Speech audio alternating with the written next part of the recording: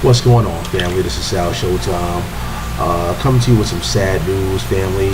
For those that are familiar with the brand, uh, everybody knows Mr. DeAndre from the Heirs of the Promise Ministries. He had many debates, many taught many lessons on this particular platform. Well, I've been informed by a friend of his, of course, he's a friend of mine as well, that he has passed away. That's right, Mr. DeAndre has passed away this past Friday, August 18th, 2017.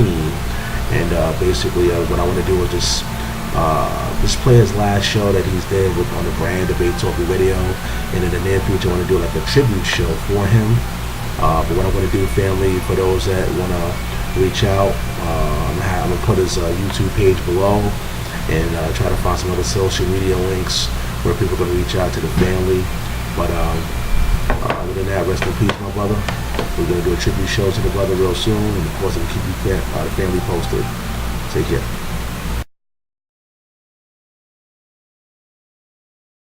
Welcome to the show. I want to say, first and foremost, greetings to you, Sal.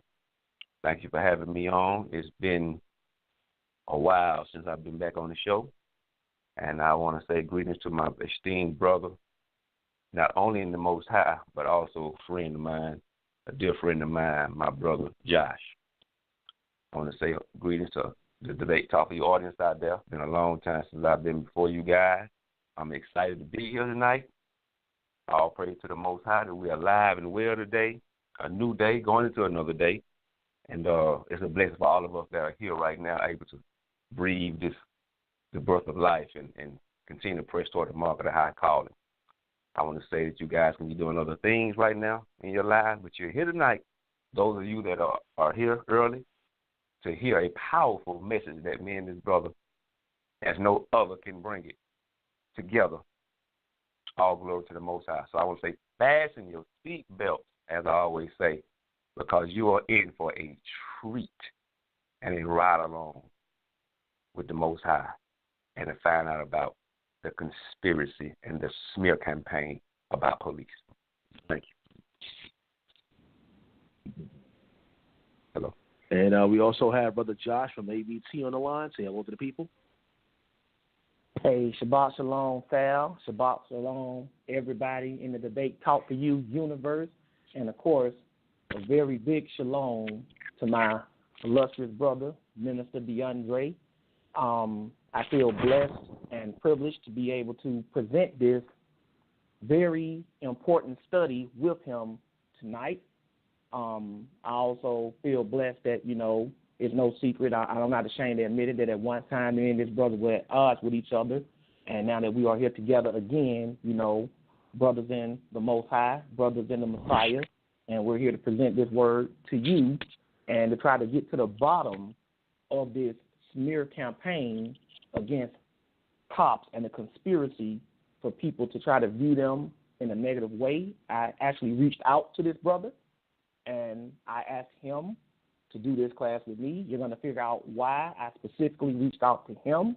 One of the reasons being that nobody else, in my opinion, and you're going to see why, who I know, can help me deliver this message in the manner that it needs to be delivered in. So as the brother said, fasten your seatbelt, strap yourself in, and get prepared to be edified in the name of the Most High. Thank you.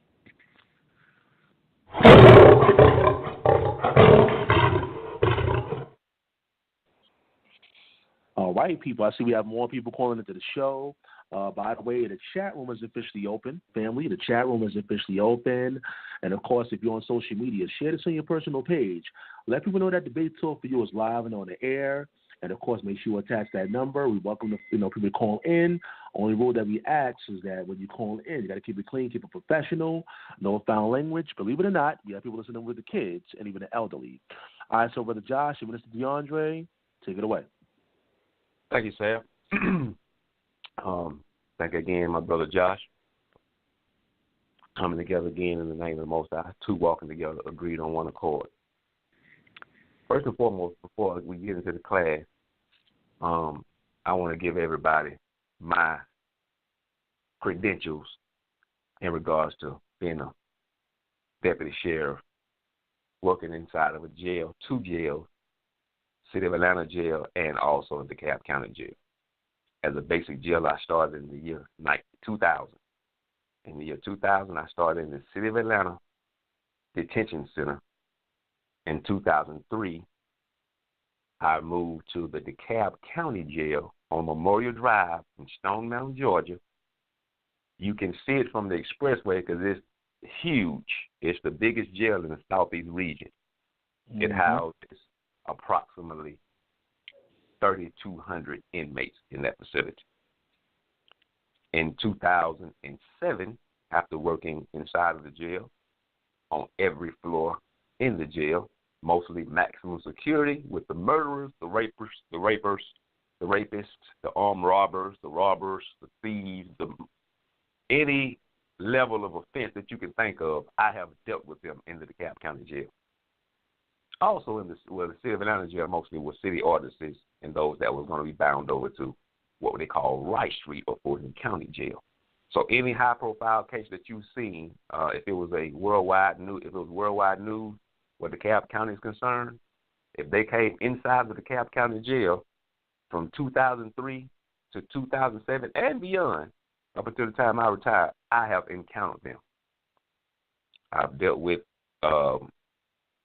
demon-possessed individuals in jail, and we'll touch on that some in the class. I've dealt with individuals that have murdered their entire families, wife and kids. I've dealt with the Brian Nichols. I've dealt with you name it, I've dealt with. And in 2007, I went to mandate school. Mandate school is when you go to intensive training to become a certified peace. So not only am I a certified basic jailer, I'm also a mandated certified peace officer, meaning I had arrest powers after I completed mandate school, which was 10 weeks long of intense training, learning the law, going through scenarios, defensive tactics, you name it, we did it. From there, after I graduated mandate school, I was transferred to the DeKalb County Courthouse, where I worked in Superior Court, State Court, Magistrate Court, you name it, Probate Court, you name it, I worked it. Not only that, I was right before I retired, I got sick and had to retire. I was transferred to the transportation unit. The transportation unit is where we're the first ones there in the morning. We go to the DeKalb County Jail. We load all the inmates up on the buses, bring them over to the courthouse, and ready for their court appearances. And we're responsible for taking them back to the courthouse. So we're transporting lunatics. We're transporting high-profile murder individuals. We had transport people with waist belts and shock belts and all kinds of things. So tonight, as we get into this class, those of you who will be listening, I urge you, listen. Do not call into debate talk for you tonight with your emotions. Your emotions, your opinions, and things of that nature, sisters and brothers, you can keep to yourself. We're going to deal with the word. We're going to deal with reasoning. We're going to deal with the spirit of truth. And we're going to eliminate the spirit of error. So I ask you, I beseech you, to please not call in with emotional things that you got to say. If you're not aware of something, you can ask and we can address it. If you're calling in to be contentious and to be emotional, I'm just going to ignore you because I'm not coming to you from a person that heard the police or heard a story about the police. I am the police or the sheriff. And not only that, I grew up in the ghetto, and I was not always a productive citizen before I became a productive citizen. In other words, I've done things in my life. I didn't never go to jail, but I was not always an upstanding guy before my transformation. So I'm not coming to you guys with a from a biased standpoint. I'm going to come in straight down the middle because I've lived both sides. And so, with that being said, if you want to say anything, John, before we start, go ahead, my bro. Yes, thank you, Aundrey. And as y'all can see, that this is the reason why I reached out to him to do this class. And don't worry, we got a lot of scripture for you. But this is the reason why I reached out to this brother is because, number one, I know his credentials, and I know that the man knows the law, and I know he knows what he's talking about. And number two, I came to him, and he was aware of this too. But there's a smear campaign, a conspiracy for a smear campaign for cops, mainly in the black community. And I noticed this when you especially look in the conscious community or if you look among the black Hebrews. Not all of them, just in case somebody might be listening. Oh, all black Hebrews don't feel that way. No, not all of them. But we all know that there's this negative view of the police in general, or calling the police, or thinking the police can be helpful. And it's a smear campaign being launched so that we as black people mainly, it happens to other races too, but black people mainly are viewing the police in a negative way only, and we want to look at the police like they're automatically the enemy. And just like any walk of life, you got good people and bad people in that walk of life. You know what I mean? So what we're trying to show you in this class tonight is that the ideal of being a police officer or a sheriff is rooted in the scriptures. This is not something that they came up with yesterday in America, or it's only a few hundred years old, or even a few thousand years old. We're going to show you that this goes all the way back to the scriptures, and the concept of being a police officer or a sheriff or whatever title you go by. This stuff originates from scripture, and anybody who has a problem with a police officer who is trying to do it the correct way, you sin. You are against the Most High. You are in error. As the brother said, you have the spirit of error on you. And we're going to show you from a professional standpoint. That's why I asked Minister DeAndre, because he can show you from a professional standpoint. We're going to show you from a civilian standpoint. That's where I come in at. And collectively, we're both going to show you from a scriptural standpoint how we can see that there is a cop conspiracy smear campaign, a conspiracy designed to make our people, specifically black people, view the police in a negative light and thus get us in trouble with the law and even put our lives at risk.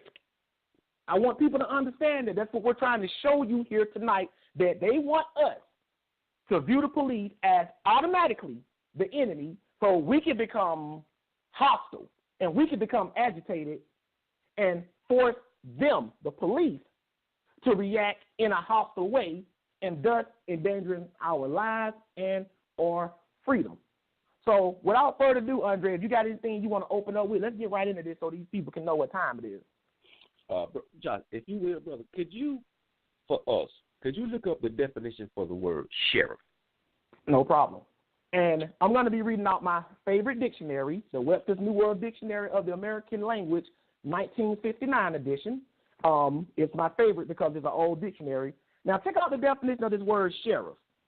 Sheriff, the chief law enforcement officer of a country charged with the keeping of the peace and the execution of court orders.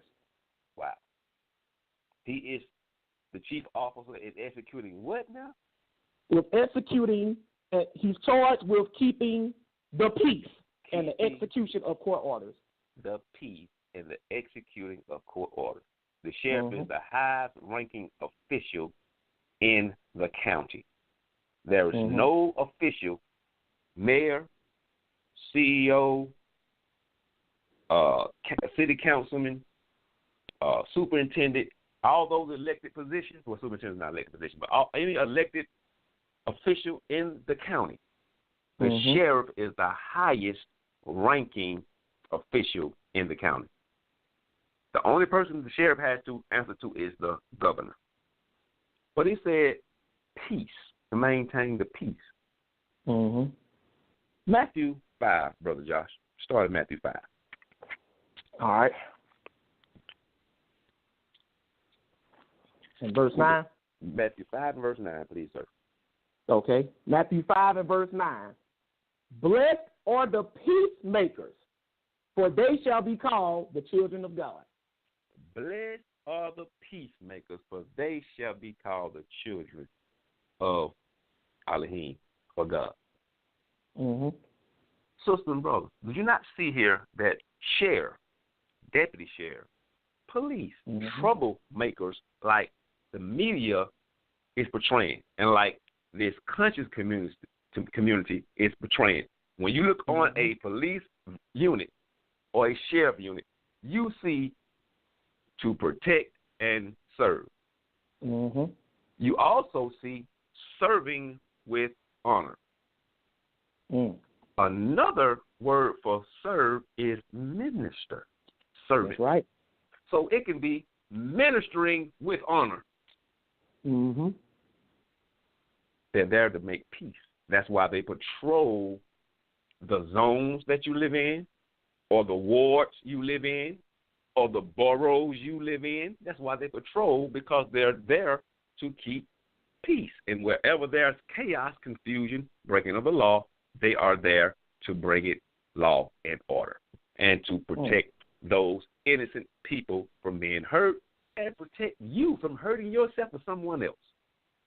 That's the job of a righteous officer. So, Mr. DeAndre, let me ask you a question then, right? Mm-hmm. If the very definition of sheriff means somebody who is charged, that means he has been given the duty. That's what a charge is. Mm-hmm. If he is charged with keeping or maintaining the peace, then can we logically read Matthew 5 and 9 to say, blessed are the sheriffs, for they shall be called the children of God or of Elohim? Can we say that? Can we legitimately say that? You can legitimately say that, brother. Blessed are the sheriffs. Exactly. Are the sheriffs, because they are peacemakers. You read the definition to you. Mm-hmm. This is not opinion. Yes, it can easily say, blessed are the sheriffs, for they shall be called the children of Elohim. Mm-hmm. Now, a police officer, a sheriff, a law enforcement officer, in John 15, Yahushua said, greater that no man laid out his life for his friend, right? Mm-hmm. Every time I done that police uniform with that vest and everything that goes with that uniform, every time an officer done that uniform, he's walking outside of his house or her house, and they're willing to lay down their lives for the community, their friends. Because guess what? I remember when I went to school as a kid, we had a day. Josh probably can remember this, because this went on in Atlanta, Georgia, all over Atlanta, Georgia, especially in the bad neighborhoods like Zone 1 and Zone 3 where me and him from. They called the officer when he came to the school, Officer what? Friendly. Friendly. Officer Friendly. Yep. Officer, I knew he was going to relate to it. Officer Friendly. And Officer Friendly came to your school to talk to the kids about doing their schoolwork, about, setting goals for themselves, being productive citizens, and so forth and so on. Officer Friendly. No greater love than a man that lay down his life for his friends. Officers, protect and serve. They're there to minister to you and I, and they're there to lay down their lives. But they have a big target on their back. Anytime that officer's in that unit, driving that car, he could be at the red light. That could be an ambush on that officer. Mm-hmm. But we're going to get into more of that later. Let me get on back into the scriptures. Let's go to let's go to Luke chapter number 3. Let's go to Luke chapter number 3. All right. This is when John the Baptist was doing the emergence. We're going to skip down to we're going to begin at verse number 12 through 14. Can you read that for me, brother? Luke 3, verse 12. Then came also publicans to be baptized, and said unto him, Master, what shall we do? And he said unto them, Exact no more than that which is appointed you. Mm-hmm. And the soldiers likewise demanded of him, saying, And what shall we do? Josh, and he said, that word soldiers there, what is that translated in the Strong? I can look it up. I don't got it on deck, but I can look it up right now. Soldiers. Let me pull that up. Okay. Soldiers in Luke chapter 3, 40, it's 47:54 in the Greek section. Mm-hmm. And the word is stratuahi. Let me repeat that. Stratuahi. And it says, middle voice from the base of Greek 47:56, to serve in a military campaign. Okay. Figuratively, to execute the apostolate, which is arduous duties and functions. So it's related to being an apostle too. Wow. To contend with carnal inclinations. Soldier, go to warfare. So this soldier, you could also liken it to centurion, would you say? Mm-hmm. That's okay. right. So, can you read verse 14 again and finish that, please? Okay. And the soldiers likewise demanded of him, saying, and what shall we do? Mm-hmm. And he said unto them, do violence to no man, neither accuse any falsely, and be content with your wages. Oh, so he told the soldier, do violence to no man. That means an officer is not supposed to commit bodily harm to you. He's not. Right. She's not to be out. Is supposed to be out there shooting you down in the streets. Not the righteous officer. They're not supposed to be planting drugs and different paraphernalia on your person or in your vehicle. Mm-hmm.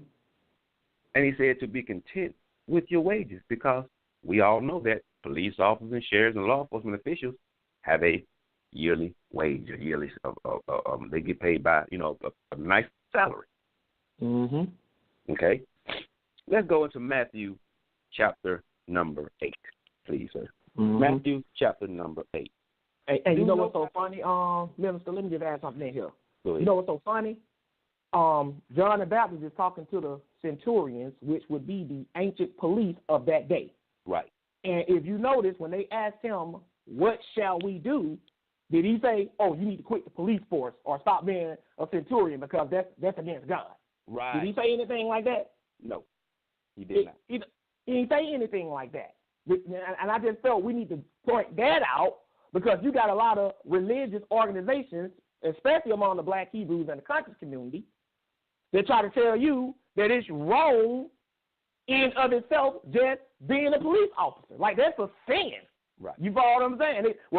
It's for a foreign nation. You can't be a police officer in America. These are Roman centurions we're reading about. And they asked John the Baptist, what should we do? He could have just got smart and said nothing. Go jump in the lake. Y'all evil. He didn't, or quit being a police officer and follow me until the Mashiach show up, because the Mashiach haven't showed up at the time. Jesus ain't showed up yet. But he just told them, like you pointed out, and I love how you pointed this out, don't falsely accuse nobody, meaning lying on people. Planting false evidence on people is a form of lying on people, right? Be content with your wages. In other words, don't be on what they call it, on the take, officer on the take.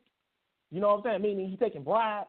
Mm-hmm. You know what I'm saying? Or he's profiteering from the crime that he's supposed to be stopping and preventing. Taking drug money and stuff.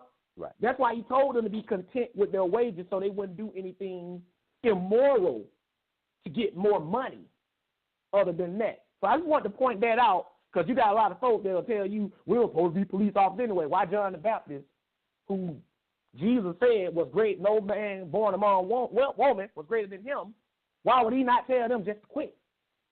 So I just want to point that out, Aundrey. That's a great point, brother. Like you said, do no violence to no man. You're not supposed to be out there abusing your authority. Right. Josh, that's a great point. That was a great point, Josh. Excellent. Matthew chapter number 8. Mm-hmm. Matthew 8, and this is the centurion here. Let's look at this. Matthew 8, and we're going to begin reading at verse number 5, brother. Okay. And when Jesus was entered into Capernaum, there came unto him a centurion beseeching him, and saying, Lord, my servant lieth at home sick of the palsy, grievously tormented.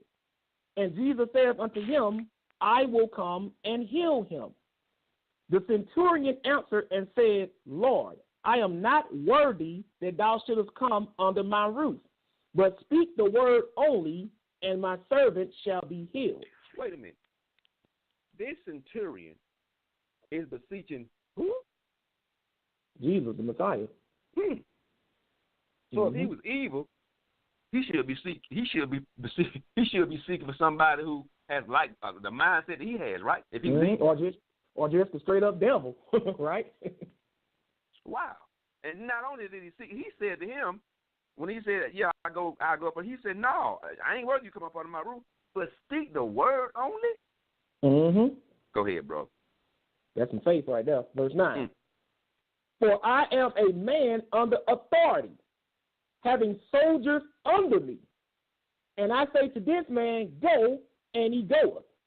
And to another, come, and he cometh. And to my servant, do this, and he doeth it. When Jesus heard it... Stop right there. So the centurion said he had men under him. That's what he said, right? Okay. Let me go into the Revell Bible Dictionary. This is page 200, and it's under centurion. A Roman officer commanding 100 soldiers. Did he just not say, for I'm a man under authority having soldiers under me? He has command over 100 officers under him, 100 soldiers under him. The Roman army was organized into legions, each with full strength complement of 6,000 men. Each legion was made up of 6 cohorts with 60 centurions of 100 men, each led by a centurion. Centurions were the working officers of the Roman army dependent. Listen at this: intelligent, well-paid, and highly motivated. They typically stayed in the army beyond the normal 20-year enlistment. On discharge, a centurion received a large bonus. Many became influential citizens of the cities in which they retired. Did y'all hear it? Did y'all hear that? Did you guys know that sheriff's departments, police departments are paramilitary? This was his hope. That's right. And it said they were intelligent and well paid. You can't be a dummy and be a police. You got a lot of law to learn. You have to have a high school diploma or equivalent to that thereof. College degree, highly motivated to do the job, and to lose your life if it calls for it. And in New York City, Sal can attest to this, if he's aware of it. In New York City, law enforcement police officers can retire 20 years. Down here in the South, it's still 30 years. That was the old plan that I was under, with 82% of your salary. So at 20 years, they stayed in longer than 20 years. But if you notice, they said they became influential citizens of the cities in which they retired. With that being said, let's go back to the scriptures and let's see if the Revell Bible Dictionary bears this out about centurions being productive citizens in the cities they were in. Let's go to Luke 7, brother. So, Minister DeAndre, would you say that the ancient centurions was the historical equivalent of what you are today, or what you were? Spot on, brother. I was exactly. Because they had high-ranking positions. Because a deputy sheriff is not like the average police officer that you just see riding around. High-ranking police officer, so to speak. You know what I mean? Just like the centurion. A deputy sheriff, a deputy sheriff has statewide jurisdiction. That means they have arrest power in the entire, here in Georgia. My arrest power will go to any square inch in Georgia. I can come get you. So you're not restricted by, say, a county. Right. You know what I'm saying? You can come all the way from your side of town to my side of town, and if I'm just acting up, you can arrest me. You ain't got to call for no local officers. You can arrest me yourself, then turn me over to the local officers. That what you're saying? Sir. Well, if you have a warrant in DeKalb County, then we can come to Savannah, Georgia. We can go to Jekyll Island, Georgia. Jekyll Island. Mm-hmm. We can go to Macon, Georgia. We can go to wherever you want to think of in Georgia and come and get you better leave the state. Whereas the police, county, or city jurisdiction. Mm-hmm. So that sounds like a man with a lot of authority to me, like you said about that centurion. That sounds exactly like that. That sounds like the police of the day back then. That's what that sounds like to me. Right. Right. And we're not coming to get you if you have not done anything. We're not knocking on the door to come get you, or a guy that no knock warrant to come get you if you ain't done nothing. You got to be done something. That's right. Okay. So now we're in Luke chapter number 7. We're going to read verses 2 through 5, my brother. Okay. Luke 7, verse 2. And a certain centurion's servant who was dear unto him was sick and ready to die. Mm-hmm. And when he heard of Jesus, he sent unto him the elders of the Jews, beseeching him that he would come and heal his servant. And when they came to Jesus, they besought him instantly, saying that he was worthy for whom he should do this.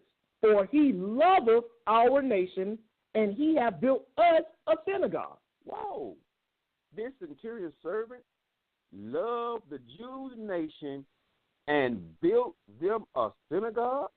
Mm-hmm, that's what it said. Now, that does not mean, Josh, would you think that doesn't mean that this centurion built this with his own hands, does it? Nah. What you think that means, my brother? It means that he was behind the project, or he put forth the money to make it happen. Thank you, my brother. You said they were well paid. You said they were well paid, didn't it? It said they were well paid, and it said they became influential citizens in the cities in which they retired. Mm-hmm.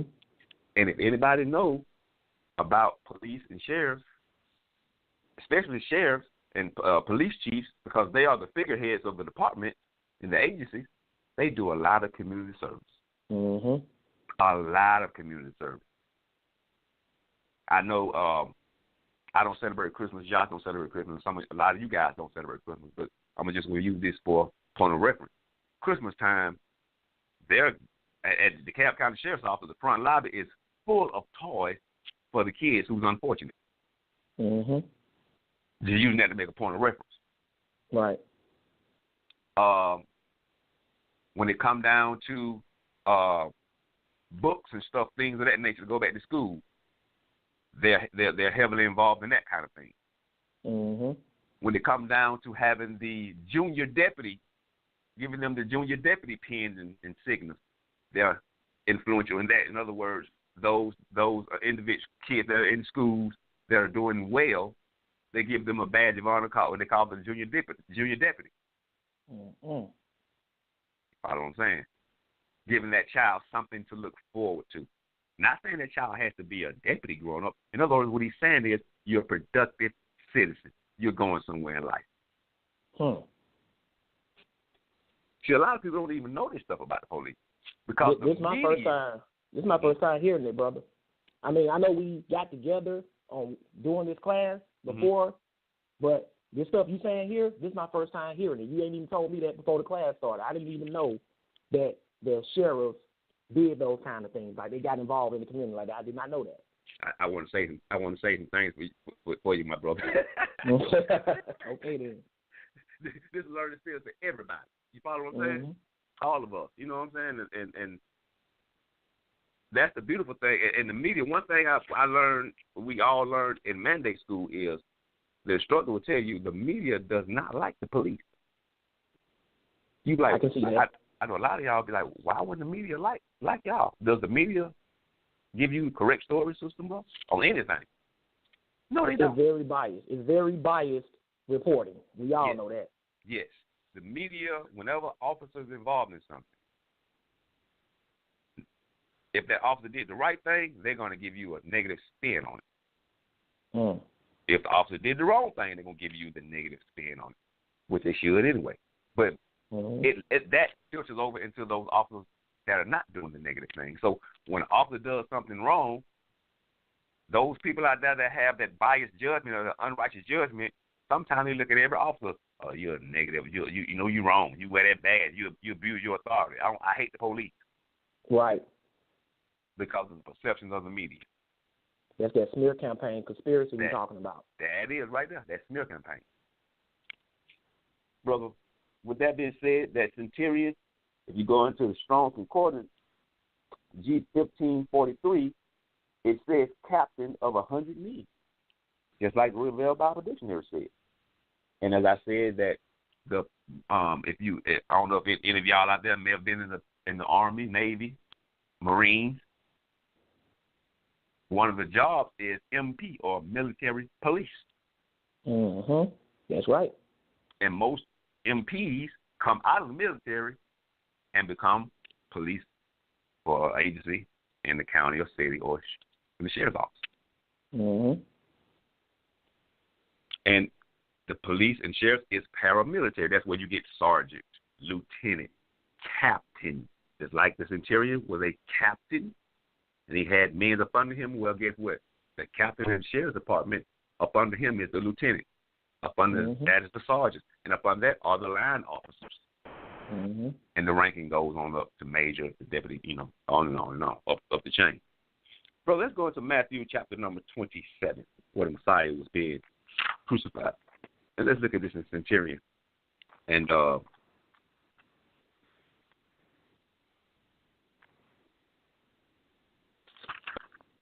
because some think that police don't believe in the Most High. Right. Some people actually believe it. You can't believe in the Most High if you're a police officer. You would shoot somebody. Well, guess what? I ain't got to be no police officer. I'll shoot somebody who try to come to my house. Exactly.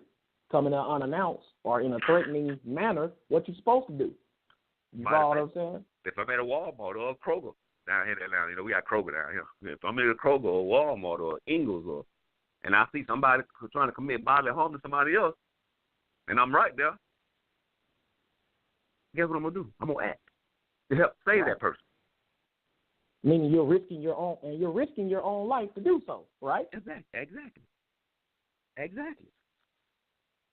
But let's go to Matthew 27 and we'll read verses 50 through 54, bro. Okay, Matthew 27, verse 50. Jesus, when he had cried again with a loud voice, yielded up the ghost. And behold, the veil of the temple was rent in twain from the top to the bottom. And the earth did quake, and the rocks rent. Let's get out of verse 54, brother. Okay. Now, when the centurion and they that were with him, watching Jesus, saw the earthquake, those things that were done, they feared greatly, saying, truly, this was the Son of God. Did not this officer believe that this was the Son of the Most High God? And his soldiers under him. That's what it said. They that were with him. Yep. So the deputy sheriff or the sheriff and all the police under him, they believe that. He's the Son of God. Yes. They believe that. After his own people unrighteously condemned him to death. Wow. You just took the words directly out of my mouth. But we're supposed to hate the police, though. You got the police right here saying, truly, this man was the Son of God, and you are Israelite, but you hate the police. Not all Israelites, y'all don't hurt me, but you hate the police.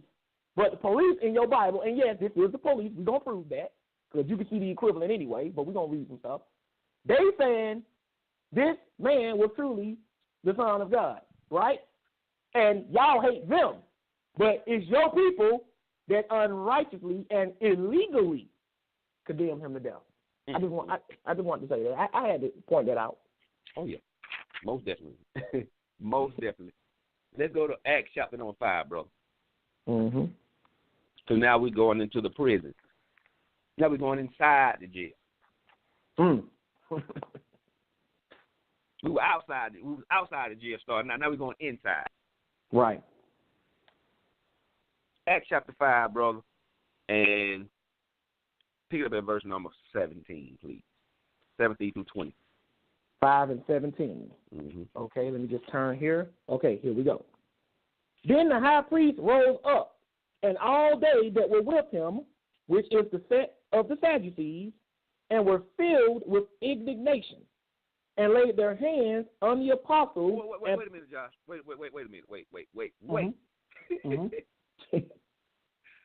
The high priest, corrupt, Right? indignation, laid their hands on the apostles? That's right. Didn't say that the police laid their hands on them, did it? No, it said the religious folk laid their hands on them. The religious folk. The hypocrites. That's right. Go ahead, bro. Verse 18. And laid their hands on the apostles and put them in the common prison. So they had jails back then too, Josh? They sure did. Okay, go ahead. Can't have jails without police. I'm just saying. Verse 19. But the angel of the Lord by night opened the prison doors and brought them forth and said, Go, stand and speak in the temple to the people all the words of this life. Okay. And when they... So the angel let them out. Y'all can go and read 22 through 23 on your own. Skip down to verse number 26, bro. Verse 26. Then went the captain with the officers and brought them without violence. Wait a minute. So the captain and the officers brought them without violence, but the Sadducees didn't put their hand on them. Right. Go ahead, bro. For they feared the people, lest they should have been stoned. Okay. Skip down to verse number 40 through 41. 40. And to him they agreed, and when they had called the apostles and beaten them, they commanded that they should not in the name of Jesus and let them go. Now, I skipped down here because the captain and the officers didn't beat them. These were the Sadducees them that beat these apostles. I want y'all to be mindful of this now. The officers didn't beat them. The religious folk. The religious folk are the ones that got the unrighteous judgment. And guess what, people? We're going to show you that the religious people are the ones that are the main ones that say they believe in quote-unquote God, and the main ones that are refusing to obey authority and verbal commands. Main one hate the police. Brother, let's go over to Acts chapter 6, and then I'm going to be wrapping up, and you can take over from there. All right. Acts chapter 16. This is when 16. Acts chapter 16, we're going to read verse 22. Acts 16 and verse 22. Okay, here we go.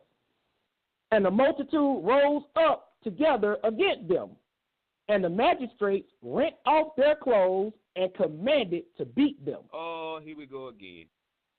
The magistrates commanded rent off their clothes. Now, who the only one that rent their clothes? Was the centurions or was that the Israelites, brother? It said they ordered it to do it. The Israelites did.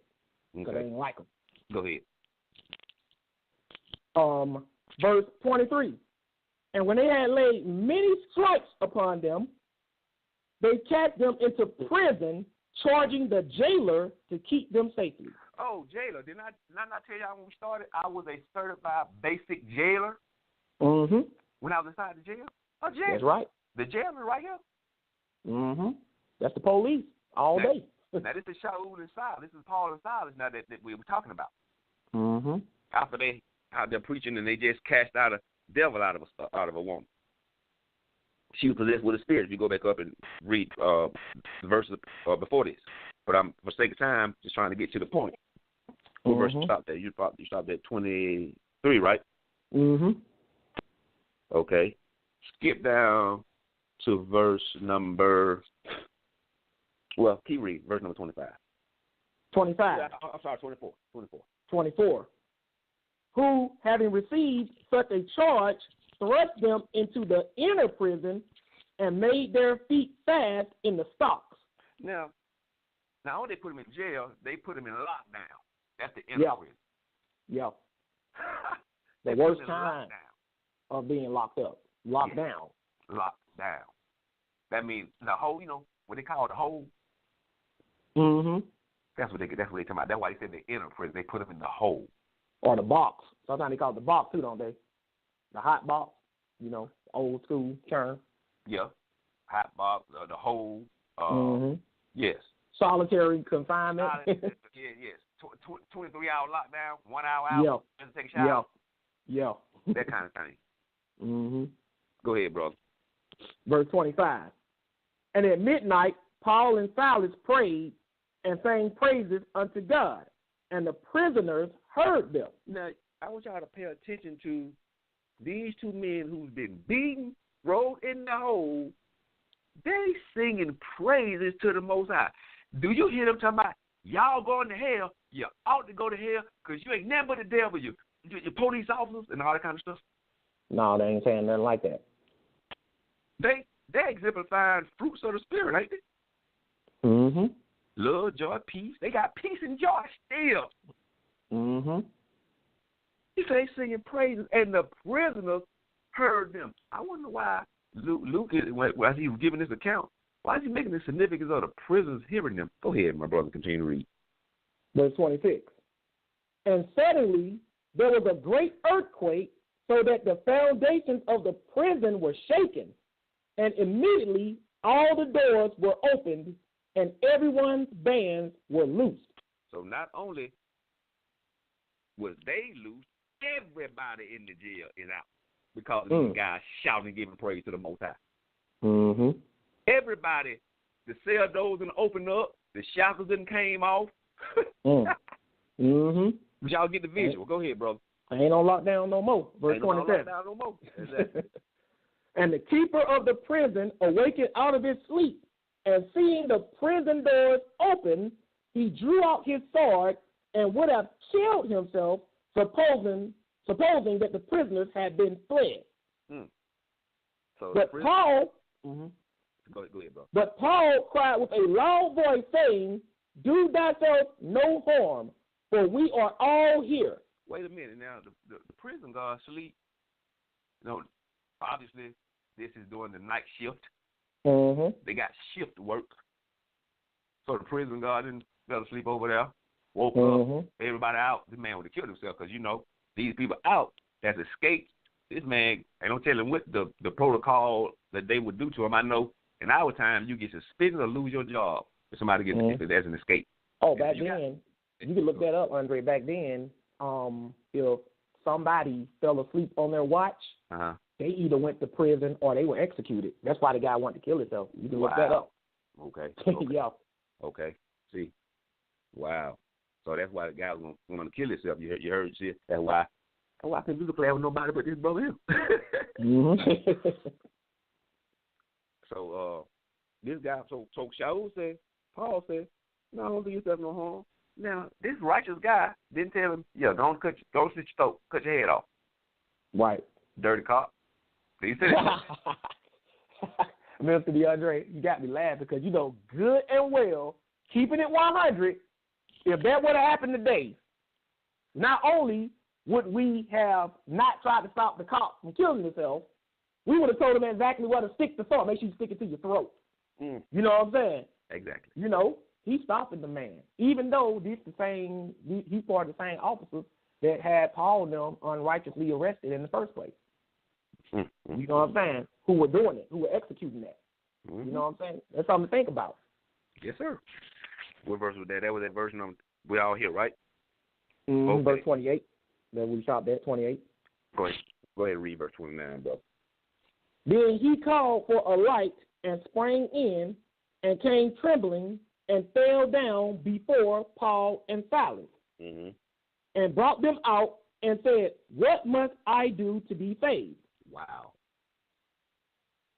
This prison guard, because of these guys' righteous behavior, steadfast faith, unwavering faith in the face of all this adversity, see these guys, they said, I got to know this person that they say they worship and serve. I got to know. What must I do to be saved?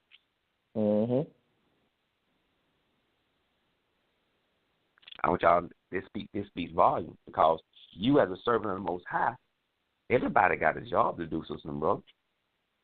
The police Right. got their job to do, and guess what? You as a servant, you got your job to do. You can have a police officer that does not know the Most High, that does not know Yahushua Mashiach, has not never, but because of your actions, was arrested unrighteously. Because some people go to jail for doing nothing, for not doing anything. That's right. Falsely accused, like Joseph went to jail for false accusation. Paul them in jail because they preaching the name of Yahushua and delivering people. Mm-hmm. And because you in jail instead of you, woe is me, they trying to do me in instead of you continue to worship the creator that you serve. You around here come out your mouth with all kind of folly. You can't. People looking at your behavior. That's right. Man. Condemning all police officers for something some police officers did. You know what I'm saying? Mm-hmm. And you know what's so significant about this too, Aundrey? Is the fact that the people who actually arrested them unrighteously and was holding them there unrighteously, they stopped them. It's not like Paul was like, okay, you good, you know, to other people who had nothing to do with that, other police officers that had nothing to do with that. The one that specifically had them locked up and were locking them up, you know, because the Jews were ultimately behind all this stuff. They launched the campaign against preaching in the name of the Messiah, Yahushua or Jesus. They launched all this up, but they was using the authorities, the Roman authority. They were manipulating the Roman authorities to make this stuff happen, you know. But you had Roman soldiers who were all too willing to, you know, lock up people because a lot of them were corrupt. History will tell you a lot of these centurions were corrupt police officers. That's why the Bible makes a big deal out of it when you see the chosen few who don't act like the rest of them. You know what I mean? But these people who were obviously part of the ones that were either part of that corruption or just willing to carry it out, these are the ones that Paul told, don't kill yourself. Paul could have let that. Paul could have ran. Paul was a Roman citizen, and Paul knew the law, Aundrey. So he know what would have happened to the centurion if somebody escaped on his watch. Right. You know what I mean? And he was literally sleeping on the job. Mm-hmm. So nobody thinks of it like that. What we want to do as a people, and like I said, it ain't just us, black people, but it's the majority black people. What we want to do is paint an ugly picture of all police officers in general, right, with the help of the media, because that's how we hear about all this stuff, through the media. And we want to make all the cops be corrupt. We want to make all the cops be wicked. That's a smear campaign. It's a conspiracy, and they want us to do this. So when you see a police officer just doing his job, routine traffic stop, or just patrolling the city, and he pulls you over for whatever reason, right or wrong, you are already hostile toward him. And you're already more likely to do something that's going to trigger him to either get you arrested or killed. Mm-hmm. And I'm telling y'all, that's the conspiracy. That's what we're telling y'all. That's the conspiracy. And this man is a police officer, Aundrey, he's a police officer, and he can tell you that's all that's going to end up happening to you. That's what's going to happen. That's what's going to end up happening. Either that or you're going to get a taser to you or some OC spray to your eyes, and then you and locked up and thrown in jail because you refuse to obey simple instructions like, let me see your hands. But we're going to deal with more of that a little later on. Yeah. Go ahead, brother, in verse number 30. 30. And brought them out and said, sirs, what must I do to be saved? Okay, we read that. And verse 31. And they said, believe on the Lord Jesus Christ, and thou shalt be saved, and thy house. And they spake unto him the word of the Lord, and to all that were in his house.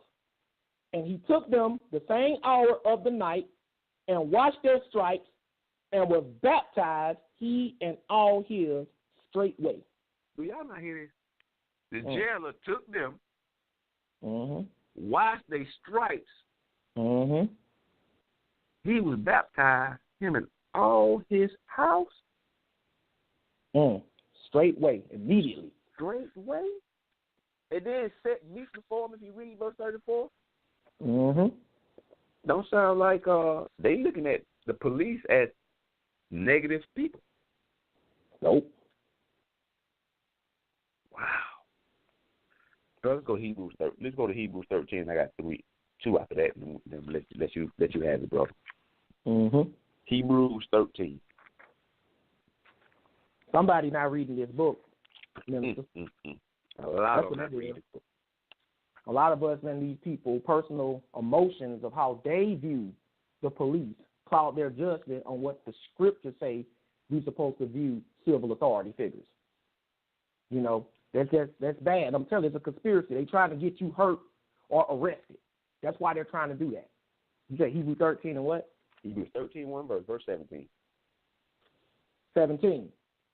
Obey them that have the rule over you, and submit yourselves, for they watch for your souls. Wait a minute. Wait a minute, Josh. Mm-hmm. The writer is writing to the Hebrews. That's right. Telling That's why it's them called Hebrews. to obey them that have rule over you. Do you not know that the police, sheriffs have rule over you? Yes, they do. Mm-hmm.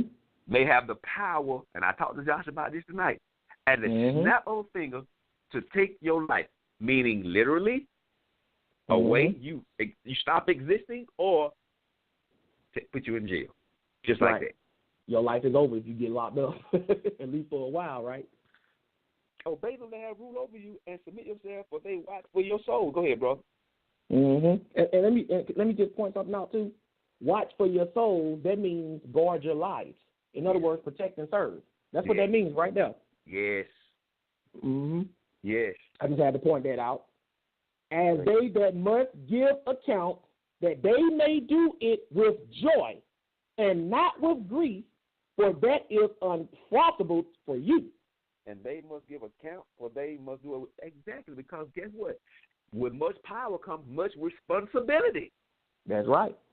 The most I granted me this job. You didn't give me this authority for me to abuse it. Right. So those officers that's not upstanding officers, that are crooked cops, they got to give an account. That's right. See, the problem with people is who say they believe in the word, you want to be the judge, jury, God, angels, and everything. You want you don't want to do your part. Right. You don't want to submit. You trying to do everybody else's part. So if everybody focus on doing their part, keep the mirror in your face. Because every time I stand in the mirror, I don't see nobody but me.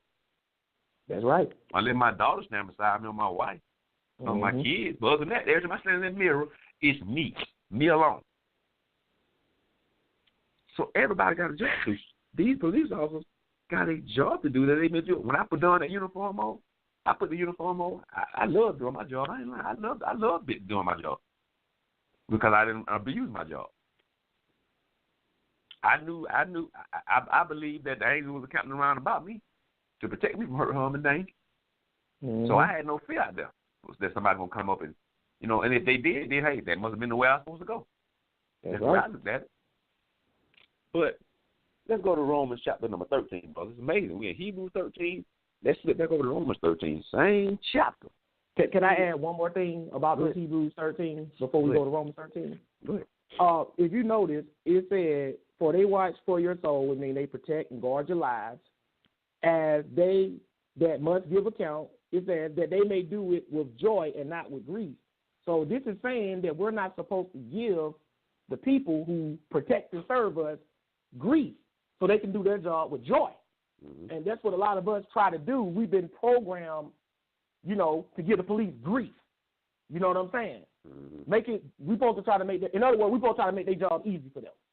You know what I'm saying? I want to point that out too, because a lot of folks who claim they're in the truth, when you start reading stuff like this, they kind of zone out. You know what I'm saying? They start losing interest. They start getting off the switchboard. They start looking at something else. You know what I'm saying? And I can't see the switchboard, but I have my own switchboard when I do it. And I know when I start talking about certain stuff that requires personal change, that's when folks start hanging up the phone. You know what I'm saying? But I just want to point this out because it's telling you, if you are, like the brother said, this is for people who believe the Bible, the whole Bible. if you are a Messianic Hebrew, meaning you are a Hebrew Israelite that believes in the Old and New Testament, then you can't deny this. You can't be like, well, I know this, but I'm going to do me. No, if you say you believe this Bible and we want you to call in and tell us if we don't say it or did anything that's outside of the scripture, then if you say you believe, then you got to do this. This is how you're supposed to view the authorities. You can't view them the way you want to view them. You got to view them the way it said it. But I just want to throw that out there because some people think that they can obey the police, but they can do it with an attitude and they still good. No, we're supposed to give them no attitude either. You know what I'm saying? You know, so they can do it with joy. But I just wanted to point that out. Sorry about that. I had to throw that in there too. Oh, no problem. Excellent, brother. Excellent. You're spot on. Excellent. Exactly, brother. Romans 13. Verses 1 and 2, brother. 1 and 2? Verse 1. Let every soul be subject unto the higher powers. For there is no power but of God. The powers that be are ordained of God. Whosoever therefore resisteth the power, resisteth the ordinance of God, and they that resist shall receive to themselves damnation. Whoa.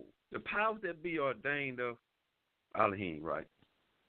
At this time, who was Israel ruled by? The Roman government. Oh. Was it not prophesied? Babylon, Medo, Persia, Greeks, and Rome? That's right. So, he said the powers that be ordained of Elohim. So let's break it down to the local police. Did not the Most High have police in the old days that we had already established? That's right, yes. Police in our day.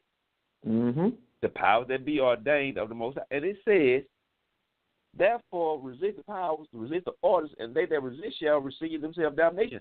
That's why you have these people that resist arrest. That's what I was thinking. I was just thinking that. That's what that made me think of, resisting arrest. They resisting arrest, they get the top of their head shot off, or they going to jail getting sprayed or taser. Because the man or the woman told you, sir, empty your pockets, lay on the ground. I ain't doing that. What you pulling over for? I'm just walking down the street. Okay, all right, you walking down the street. She stopped you or he stopped you. She had to have a problem, a cause to stop you. Maybe you were doing something. Maybe you look suspicious. Okay, whatever. Okay, if she violating policy and procedure, you can deal with that at another time. Right now, your job is to get your behind on the ground. That's right. I'm just going to be blunt and plain with you because this is serious business, people. Get your behind on the ground and spread them so that they can search you. And if you ain't got nothing on you, they'll let you go. And if you've done wrong and your civil rights was violated, a lot of people don't even know their rights, first of all, as a citizen. If your rights were violated, then you can go to the Office of Professional Status and have that officer dealt with. That's right. Instead of going through all that ring, I ain't did that. What you know, man? Black on you, you profile the rest, all that old madness. Your job is to get back home to your wife and kids, girlfriend, significant other, family. That's your job. That's what you should be. Your focus should be. You left your house, then you get back in one piece. That's right. Alive and well. Did the book did not say those that resist shall receive themselves damnation? I'm not talking about the officer that's abusing authority. Let's be clear about that. I'm not talking about the officer that's abusing authority, that's using excessive force. We're not talking about that. I'm talking about the officer that's doing the job right. All right, bro. Let me get Titus 3, and that's a wrap. And then you can take it from there. It's funny you brought that out, too, man, because y'all know, especially my people, our people, y'all know how irate we get with the police. And remember, this is from a servant of God perspective. People who believe the Bible.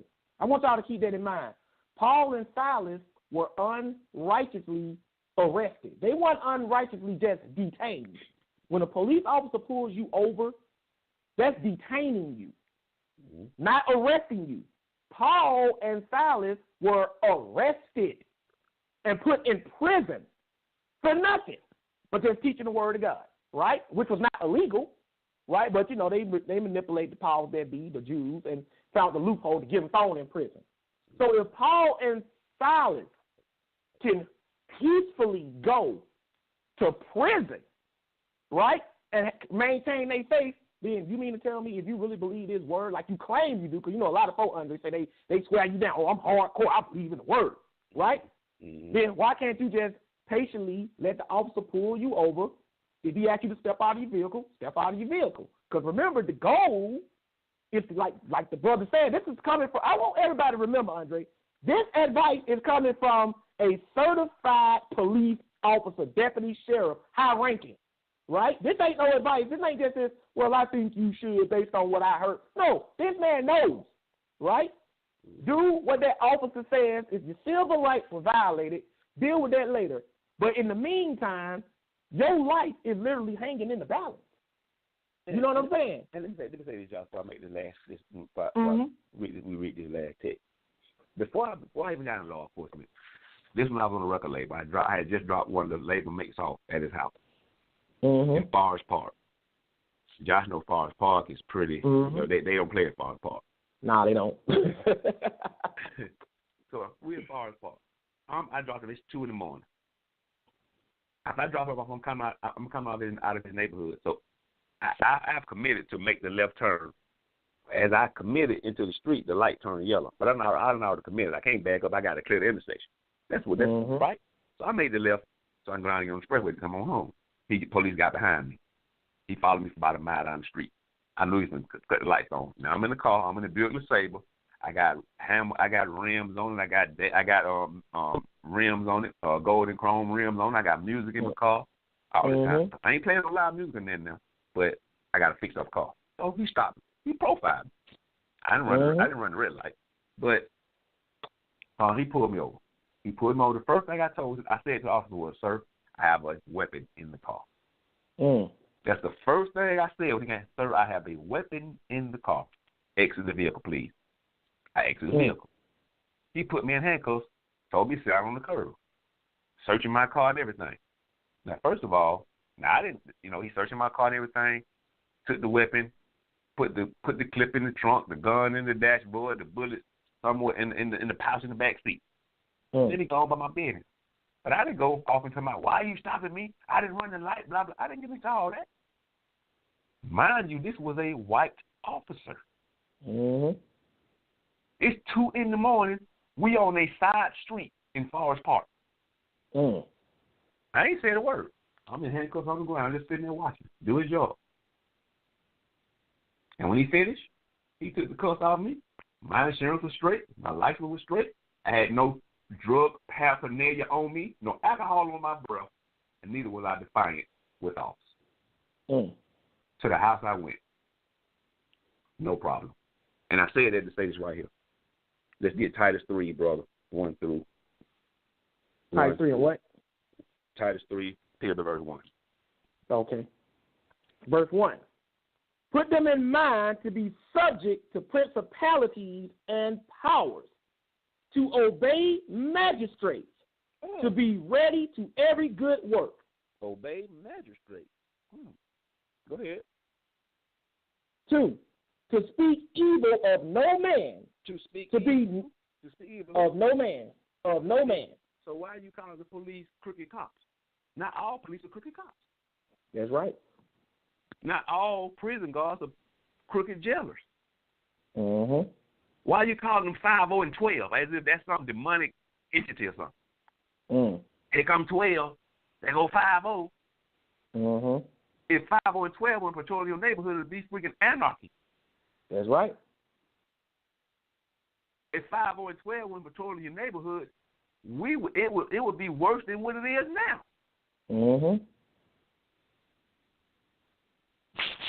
Speak evil of no man. Bible believers. That's right. Go ahead. To be no brawlers, but gentle, showing all meekness unto all men. Wow. See, brother, this is stuff I be talking about. Why, brother, get on this show arguing about it's the white man, the devil, and this and that, and all this other stuff. What about these fundamental things like this? Just skip this, huh? Every time. Skip these fundamental things that's really going to prepare you into the kingdom. But you focus on all this carnal stuff. that's going to get you expressly cut off. Mm-hmm. Verse number 3, brother. 3. For we ourselves also were sometimes foolish. Were we not? Yep.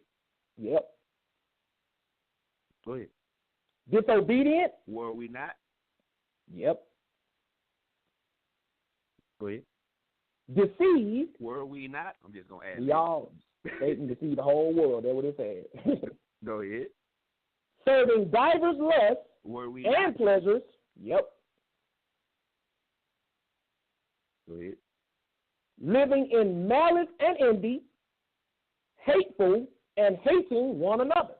Come on, man. We all got a past. Mm-hmm. And guess what? All of our past is not squeaky clean. I guarantee it. That's right. But those of us who say we believe in the word, we're supposed to have a renewed mind. Go ahead, bro. Finish that. Finish verse number finish verse 4. 4. But after that, the kindness and love of God our Savior toward man appeared. We got grace and mercy, and the love of the Most High appeared, even use your Mashiach. Mm-hmm. So I'm concluding right here, brothers and sisters, with the scriptural parts I'm bringing, where this police smear campaign is concerned. Brother Josh, thank you, brother. Take it and bring it home for us. Praise God, the Most High, Minister Aundrey. And before I get into mine, all the tradition that I always do at this point, after about an hour, I like to go to the people, if that's okay with you, Sal.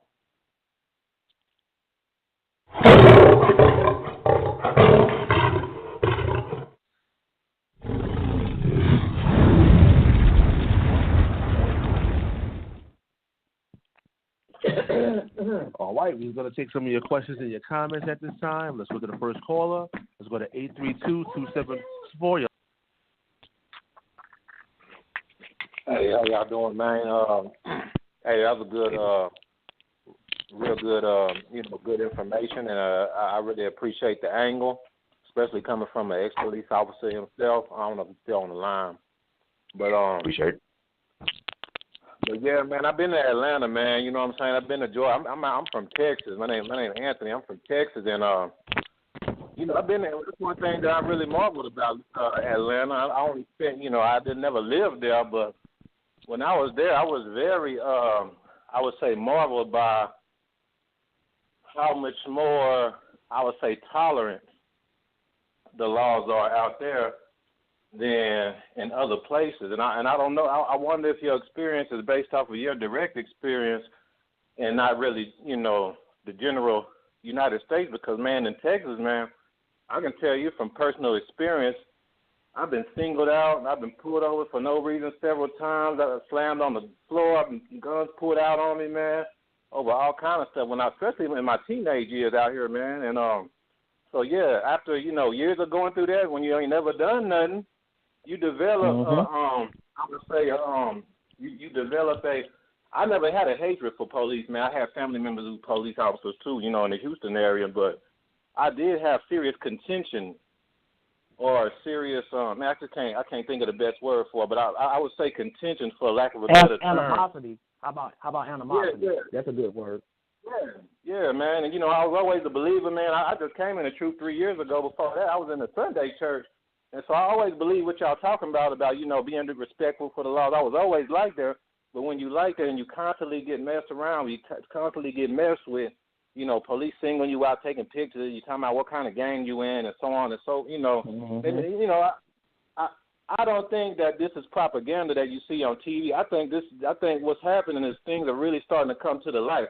I don't think, when people say something is propaganda, I look at it as it's really somebody trying to paint a false picture of what's reality. But what I think is happening is things are really starting to come to the light, man. Most of the time when I look at the TV and the media, they're really trying to paint at least in my opinion, a lot of times they try to paint the police in a better picture and what I would call the victim in many examples as the bad guy, when a lot of times, man, they were really the victims. You know what I'm saying?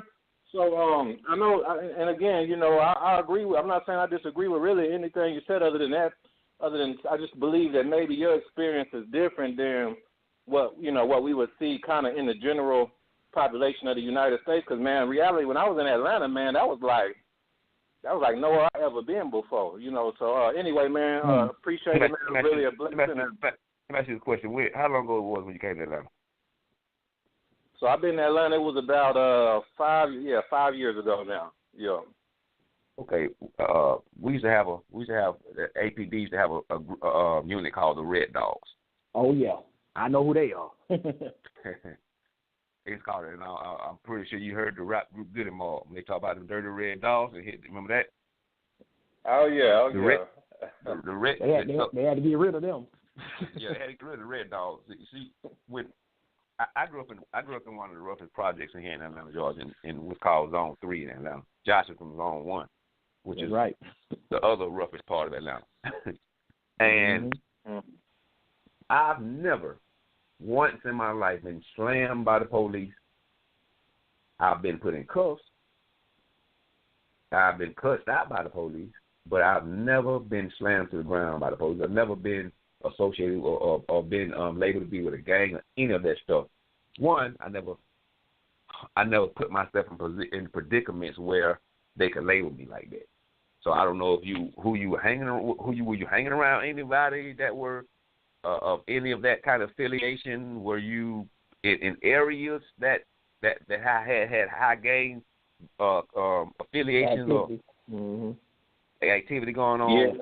Yeah. You have to ask yourself the question: what predicaments were you in, or what environment were you in to cause these things to happen to you? Yeah, and I really have, man. I think some of that is the case, just because that was true, and I really I had prior cases, and I noticed that every time I got pulled over at something that they bring that up. So I don't know if run the place and stuff. I just wanted to bring that out though. Maybe you're right though. Maybe that's what it was. But I appreciate it. Okay. Let me speak on that too, because remember, and appreciate it too, brother. And everything you said, even if you had prior cases, that still don't give probable cause for somebody to be slamming you on the ground. Right. You know what I'm saying? Right. But it does, if they're running your tags and they see priors from something like that, that is probable cause for somebody to think, look at you suspicious. It ain't good enough for them to say, oh, he most definitely doing something. But remember, Aundrey, before we were talking about this earlier today, we were saying that we were going to ask the people, right, the circumstances surrounding the profiling, and also if they got a history. And we're not doing this to this brother to try to be like, oh, it's something you did. No, we're not doing. We ain't playing the blame game. But Minister DeAndre being I don't like to use the word ex, because I don't think you really ever stopped being a police officer in heart. We just say retired. Right. You know what I'm saying? Being a retired police officer, right, is here to let y'all know how you can avoid stuff and how you got to really assess your situation to make sure that you're not drawing unnecessary attention to yourself. You know what I'm saying? That's the key right there, brother. Drawing based on unnecessary attention to yourself. Being you're already a black man in the most atrocious of communities. Exactly. And listen to this man. Notice he's saying he's a black man. He ain't acting like he don't see racism on the police force. He ain't here to pretend like corruption don't exist among the police. But when it comes to the media, which one you think gonna be a better story? A story about a guy who obviously did something wrong and the police intervened and shot and killed him, or they locked him up, or a story where this might be some crooked cop stuff going on. Which one y'all think gonna be a bigger story? Y'all know bad news and sensationalism is gonna be a bigger story. So yes, if the police officers are involved in anything controversial, it's gonna be a bigger story, because that's what you call a PR nightmare, and that's what sells. So more often than not, the police, at least by the black community, is going to be painted as the bad guy no matter what the scenario is. We know that for the most part. You know what I'm saying? But we can go to the next caller, please, Sal, if you don't mind. All right, we appreciate you, 832. We appreciate your call. Let's go to the next person. Somebody calling from Skype. Skype caller, you're live in there. Yeah. Shabbat Shalom. Shabbat Shalom, Sal, Brother Josh, Minister DeAndre. How you fellas doing tonight? Brother. Blessed, brother. Hey, man. I want to. I'm grateful for you guys doing this class this evening, and I honestly I think you guys kind of being a little treating the audience with a little kid gloves because it's really deeper that y'all could go into this with. But I appreciate what y'all doing because it's needed. Myself being prior military and also a prior knucklehead out in these streets. I definitely understand everything what y'all coming from. I actually live in the Atlanta area now. I live, I won't say right, but I live, on the south side. And I'm a transplant, I guess, from the West Coast. And so I've noticed the difference from how the police treat you on the West Coast or how they treat you in the A. And, I actually have been arrested in Atlanta, and it was a bogus arrest. They said I had a warrant for some child support. And, I ain't missed child support in my daughter's 12, so about 10 years now.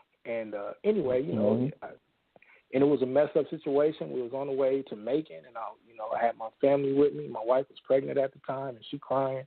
And I let everybody know in the car, like, calm down. I ain't scared to go to jail. I haven't been to jail before. I know I ain't did nothing wrong. But the worst thing we can do is wild out. And I think Mr. Aundrey here talked about, I told him I had a weapon on me. Go ahead, reach in there, and I'm a good-sized dude. And it was a white cop, and he was nervous. And I told him, bro, be calm. I'm prior service. You can see my veteran ID in my card. I'm permanently retired. You don't have nothing to worry about. You got to do your job, so it's good. I went down the right street. I bailed out. I ended up getting my money back because they falsely arrested me, and everything ended up working out. I teach this to my young cousins, my nephews. At the point of arrest is not the time to fight the police. Right. Right. You want to get home. Right. You want to get home, right? These people just doing their job. Some of them dirty. Most of them people just doing their job. And, whatever, even if you're working at McDonald's, right, somebody coming acting crazy, you want to keep your job. You want to be able to come to work tomorrow. So I commend y'all for that. I wanted to take a quick time to point one thing out. The brother had called and said he didn't believe in propaganda. I'm part of an ex-elite unit in the military, and I've been all around the world. And unfortunately, some of what these people were doing was doing what we call psyops. I don't know if y'all understand that militarily wise, but from what I see going on in America right now, we have a huge psyops campaign going on, and the goal is to make us become lawless. And this is one of the things that is prophesied in the Bible going into the end times. And I don't know if y'all want to go into that later, but one of the things you're going to see is even more lawlessness than what you see now. And so the goal is to make us become more and more lawless, facing those that are in authority. And so if y'all wanted to go into that, and maybe talk into that would be great, because what we are seeing, and I'm not saying that there aren't bad officers, right? But we have to be careful not to make the exception the rule. These are exceptions. The rule is most of these guys do get into law enforcement to help and to serve and protect. There are bad apples everywhere, white, black, Hispanic, it don't matter. But the whole goal is for us to understand, if we're doing our job, you really don't have the need for the police in your community if we was doing what we were supposed to do anyway. Exactly. I grew up in an area where all you see is D-boys on the corner and doing certain things. So and unfortunately I became one of them people, and it took the military to straighten me out. So the point that you guys are driving home, and I hope that the audience gets, is there really is a concerted effort to specifically attack us in the media and to make us hate anybody in authority, especially the police, but your teachers, your whoever it is that you come into contact with that's going to tell you that you shouldn't do these things. And this is the main reason why we homeschool our children, because I don't want my children influenced by lawlessness. Like, that doesn't mean we're perfect. We won't be perfect until we translate, until we're glorified. But there is a way that we can live righteously, right? And so I do appreciate everything that you guys are putting out. And if you could just kind of touch on the PSYOPs campaign that is going on, especially with the media, and I could go deeper into how the CIA is embedded into every journalist, every media outlet in the country. That's a whole nother topic. And we can actually prove these things now through released documents. It's not just conspiracy theories like people try to say or conjecture. But if y'all wanted to kind of touch on, I guess, the PSYOPs campaign that it is to try to drive us towards lawlessness, especially our community. And once again, Shabbat Shalom and Yah bless. Most High bless you, fellas. All praise the Most High. Shabbat Shalom. Hallelujah. Hallelujah. I want to say this right here. When it comes down to the media, or it comes down to, like you said, trying to the smear campaign on the police, I'm gonna pose a question for everybody out there to think about. Whatever city you live in, we here in Atlanta, the brother here in Atlanta, whether in Chicago, wherever you at, if you're in your car or you walking from the store or driving, and they're on the corner, 5 brothers, 5 brothers on the corner, and you was walking and had to catch the bus. There were 5 brothers on the corner. I guarantee you gonna think you ain't gonna catch that bus. Gonna cross the street or something. But if it was the police sitting in his unit, you'll go there to catch that bus. Why? Because you feel safe with the police right there sitting there for you to catch that bus. But if that police is not there, 5 brothers sitting there, you will not even catch the bus. So who are you afraid of? The police or your own kind? Yep. I just want to put that out there for y'all. And another scenario with that, like you said, going up there with the brothers there without the officer, you're afraid. Mm-hmm. With the officer, you'll do it. Now, how about one or the other? What if just the police was there? Mm-hmm. Would you still catch the bus? Yeah. Let's not pretend like, and I'm not saying that the brother, and by the way, brother, marvelous insight, the brother just got off the phone. Oh, my God. You know what I'm saying? Marvelous insight. And this is exactly what me and Minister Aundrey was praying for, this interaction, these testimonials. You know what I'm saying? Mm-hmm. But like I was saying, as a people, let's not pretend like we hate and fear the police more than we fear our own. Right. You know what I'm saying? Because we know, especially like, I'm zone 1, he's zone 3. I grew up in one of the roughest projects, too. I grew up in Bankhead Court. Y'all can go online and read about that bad boy. You know what I'm saying? Mm-hmm. I ain't ever walked up and down the street and saw a unit, and I'm like, oh, my goodness, the police, I'm scared. Because I didn't do anything. I grew up in the hood, but I always been in the square. Everybody who know me will tell you that. I ain't never getting no trouble, never been arrested. I always walk straight and narrow. I'm not bragging. I'm just telling y'all the truth. Most of my straight and narrow wasn't because I was slick and couldn't get caught. My straight and narrow was because I was scared of going to jail. I ain't going to lie. I'm still scared of going to jail. I don't want to be up in there. Jail ain't got nothing for me. You know what I'm saying? But I ain't going to lie. In the hood, though, I was scared more of a bunch of brothers who I didn't know congregating in front of a liquor store than I was of a police officer unit was just up and down. Right. But, another thing, too. We'll dabble on what the brother was talking about, but we can't get that deep into it because that's a whole nother level lesson in itself about the whole conspiracy and the PSYOP thing that he was talking about. But we know where you're going with that, bro. Trust me. We don't talk about this, but we can't go too much into that because they're going to get us off track of what we're trying to put out there. But we appreciate you bringing that out. But, Sal, you got anybody else? Yeah, let's go to 478-213. You're live on air. Hey, what's going on, y'all? Shabbat Shalom. DeAndre and Josh is on. Shabbat Shalom. There he is. Yeah, man. Great lesson. Great topics. I remember me and Josh talking about, especially like when a lot of those police shootings and stuff was going on the past couple of years were going on. And it's not so much that it was like prominent, you know what I'm saying? It's like you can really tell, and like DeAndre was saying, like it's a propaganda and it's an agenda being pushed. Especially like with the whole Black Lives Matter thing, they telling you like police is shooting up black people left and right. and it makes it seem like this is it's like some cataclysmic, crazy thing that's going on. But I you know, you go look up the statistics. What is a tongue twister there? If you go look up the statistics on the matter, you'll go see that black people, as a comparison to being shot or involved with violence with police officers as compared to white people, it's not even half. Not even close to it. Like it's almost 3 and 4 times more white folks getting in most stuff with police officers or people in law enforcement than it is black people. But all you read about and hear about in the news is that black kid got shot and doing this and like man, everybody going riding and all this stuff. I'm like, but you go look at it, white guy got shot in a disorder. That's on the bottom page, back page of the news. You know what I'm saying? Like you don't hear nothing about it. That lets you know right there. That should send off a red flag. Yeah, exactly. You should that should send off a red flag.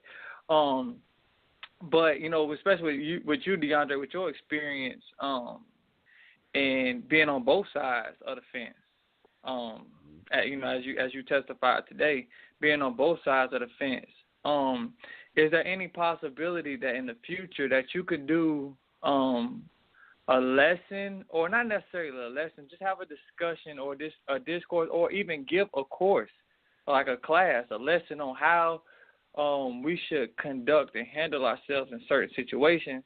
And the reason I ask that is because, like, I've been in certain situations before myself personally, with police officers, and thankfully I learned my rights a long time ago. So I knew, like, when, like, you know, officer would, and I've had terrible experience. Like, it's crazy because the experience I've had with police officers, when I needed them, they were so helpful. When I didn't need them, I felt like it was the worst experience I ever had in my life. And but I've had experiences where, like, I knew my rights, and it seemed like it frustrated the police officer. And I'll give you 2 really quick examples. Like, one time I got pulled over. The guy pulled me over, and he asked, like, license registration fees, and I said, you know, like, could you show me yours first? Like, I don't know what I got pulled over for, because where I was from, there had been, like, a string of events where guys were pulling people over who weren't cops at nighttime, and I got pulled over at nighttime. So they were pulling people over at night with, like, these little fake little flashlights they put on their dashboard. Not the ones above, but it's just flashing. Like, all you see is lights. You know, some people got the red, white, and blue. Some people got the blue lights. Some people got the red lights, depending on where you from. This was back when I was in Florida. So the dude pulled me over, and I was like, can I see you at first? Like, yeah, here you go. Boom, show me stuff. Like, and I gave him my stuff. Like, yeah. It's like, so I was like, what seems to be the problem? And he was like, you know, you got your tag light out. And I was like, okay, that's cool, fine. You know, thank you, you know, for alerting me. I didn't know that it was out. And he asked that I step out the car. I was like, yeah, that's fine. Because he wanted to show me. And then he's like, can I pat you down? I was like, yeah, you pat me down, but just don't go into my pockets and anything. And then he asked me, can he go search my car? And at the time, I was in the car with my son. And my son was like, at that time, he's probably like 6 or 7 years old. And I was like, no, you know, it's 10:30. He got to go to school tomorrow. I was either picking him up from his mom, or I was going home because he had school in the morning. I was like, I'm just really trying to get home. I know how long it's going to take because I had previous experience before. I'm sitting there waiting for the dogs to come and all this stuff. And I'm like, no, I'd rather just go home and do anything. And not to go through all that. Like, I've been through that before. Like, I don't have anything in my car, but I just really like to go ahead and go because I know how long it'll take. And he's like, no, we'll just sit here. It's like, well, sir, you sure you don't want to let me search your car? Like, no, I really like to be on my way. And so he still ended up calling the other backups, and he called a guy for the dog and another police officer, and the other dude was like, sir, just let us get in your car. And then I was like, no, like, I'm really trying to get my son. My son's in the car crying. Like, I'm ready to go home. It's late at night. You got to go to school in the morning. And I was like, listen, sir, I know my rights. I'm educated. I've been to school. Like, I'm not, so, like, I know I can just go on. Like, if I had something high, I'd be acting all jittery or something. Like, I'm not giving any signs or anything, right? And a police officer, and this goes to what you said earlier, DeAndre. One of the officers, he walked up to me. He looked at me straight in my eyes. And he said, you're not going to let us search your car? I was like, no, sir, I know my right. I know you need a warrant. And, you can bring your dogs, do whatever, but I know I don't have anything in here. You go get your warrant, whatever. And he said, I told him, I said, he looked at me and said, you know what, we're going to find the weed and you're going to jail tonight. I said, what? And And I looked back and I was like, that's kind of like, you know what? Go ahead and do what you got to do, man. Y'all call the jobs and whatever. And at that point in time, I just went. I sat on the curb by myself. Like, can I go sit over the curb? Like, I don't have anything. Blah blah blah. I'm gonna go sit on the curb. And I went and sat on the curb, and they called the dogs, all that stuff. They went search the car. My son's sitting there crying, all this stuff. And after about an hour and a half, they said, okay, we're gonna let you go for a tag light being out right at 10:30. Wow. Come to find out, the guy that pulled me over, he knows my brother, and he ended up knowing who I was. It's like, man, I know you. He's like, you Trey's brother. I'm like, yeah. He's like, you went to Union Academy? I was like, yeah. He's like, oh man, we know each other. Blah blah blah. He was like a real cop. But anyway, the cop he came to help out. That said that you're going to jail tonight, or whatever. And then I was like, all right, I got you. Like, he was just mouthing off at me. Anyway, I went and reported him.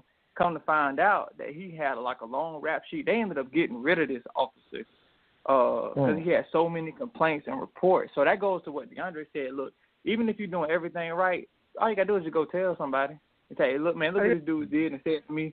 That's all you got to do. And they got rid of that man, like completely got him off the force. And then the guy, once everything else was, situated, he like, man, you handled the situation the right way. He's like, we got to do our job too. You did exactly what you were supposed to do. So I was wondering if, like, you could do something to help people, like, handle situations better, because a lot of times we don't know how to handle situations because for one reason, like how y'all said tonight, is that we get aggravated, we get irritated, especially down here in the South. I don't know how it is everywhere else, but I know sometimes now we get stopped. It's some counties down here, and y'all know we all stay in Georgia, so y'all know how I can get in. Somebody down in Cook County, Adel, or something. Oh, man, it's terrible.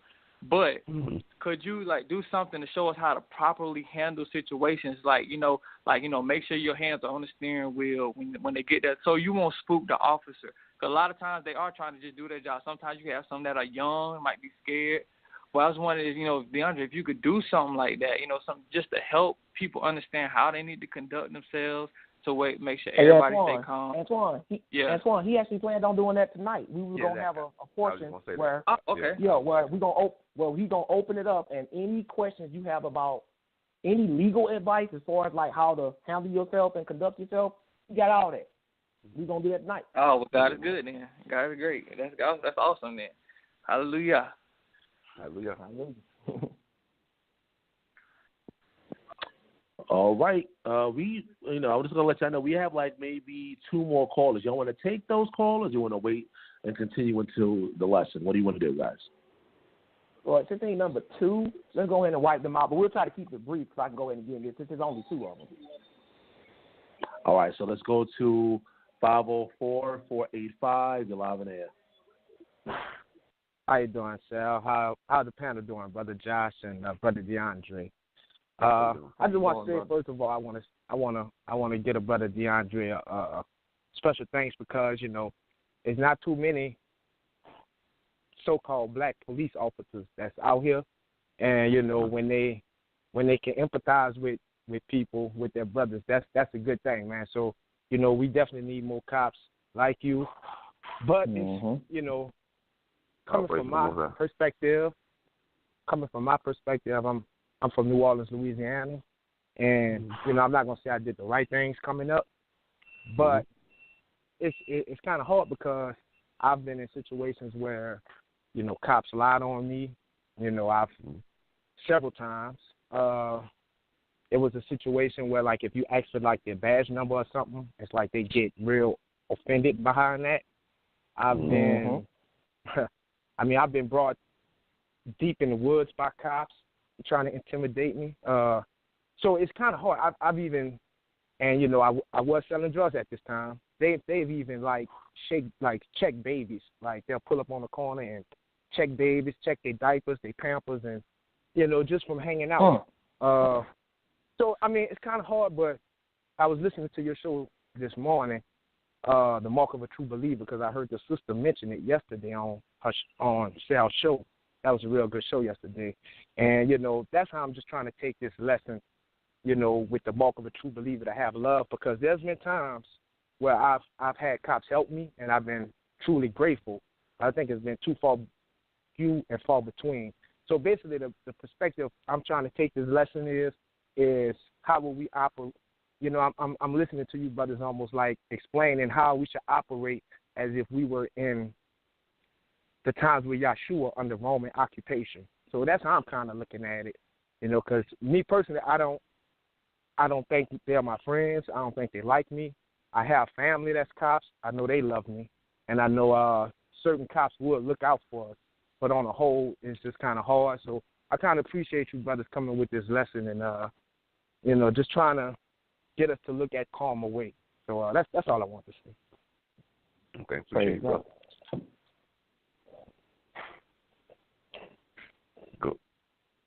Go ahead to Nick Collins there. All right, let's take one more. It's a Skype caller. You're there.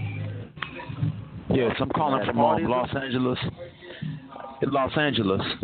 And I have a question for who is the brother that... No, it's not a prank call. It's a real call. Who is the brother the police officer? LAPD, bro.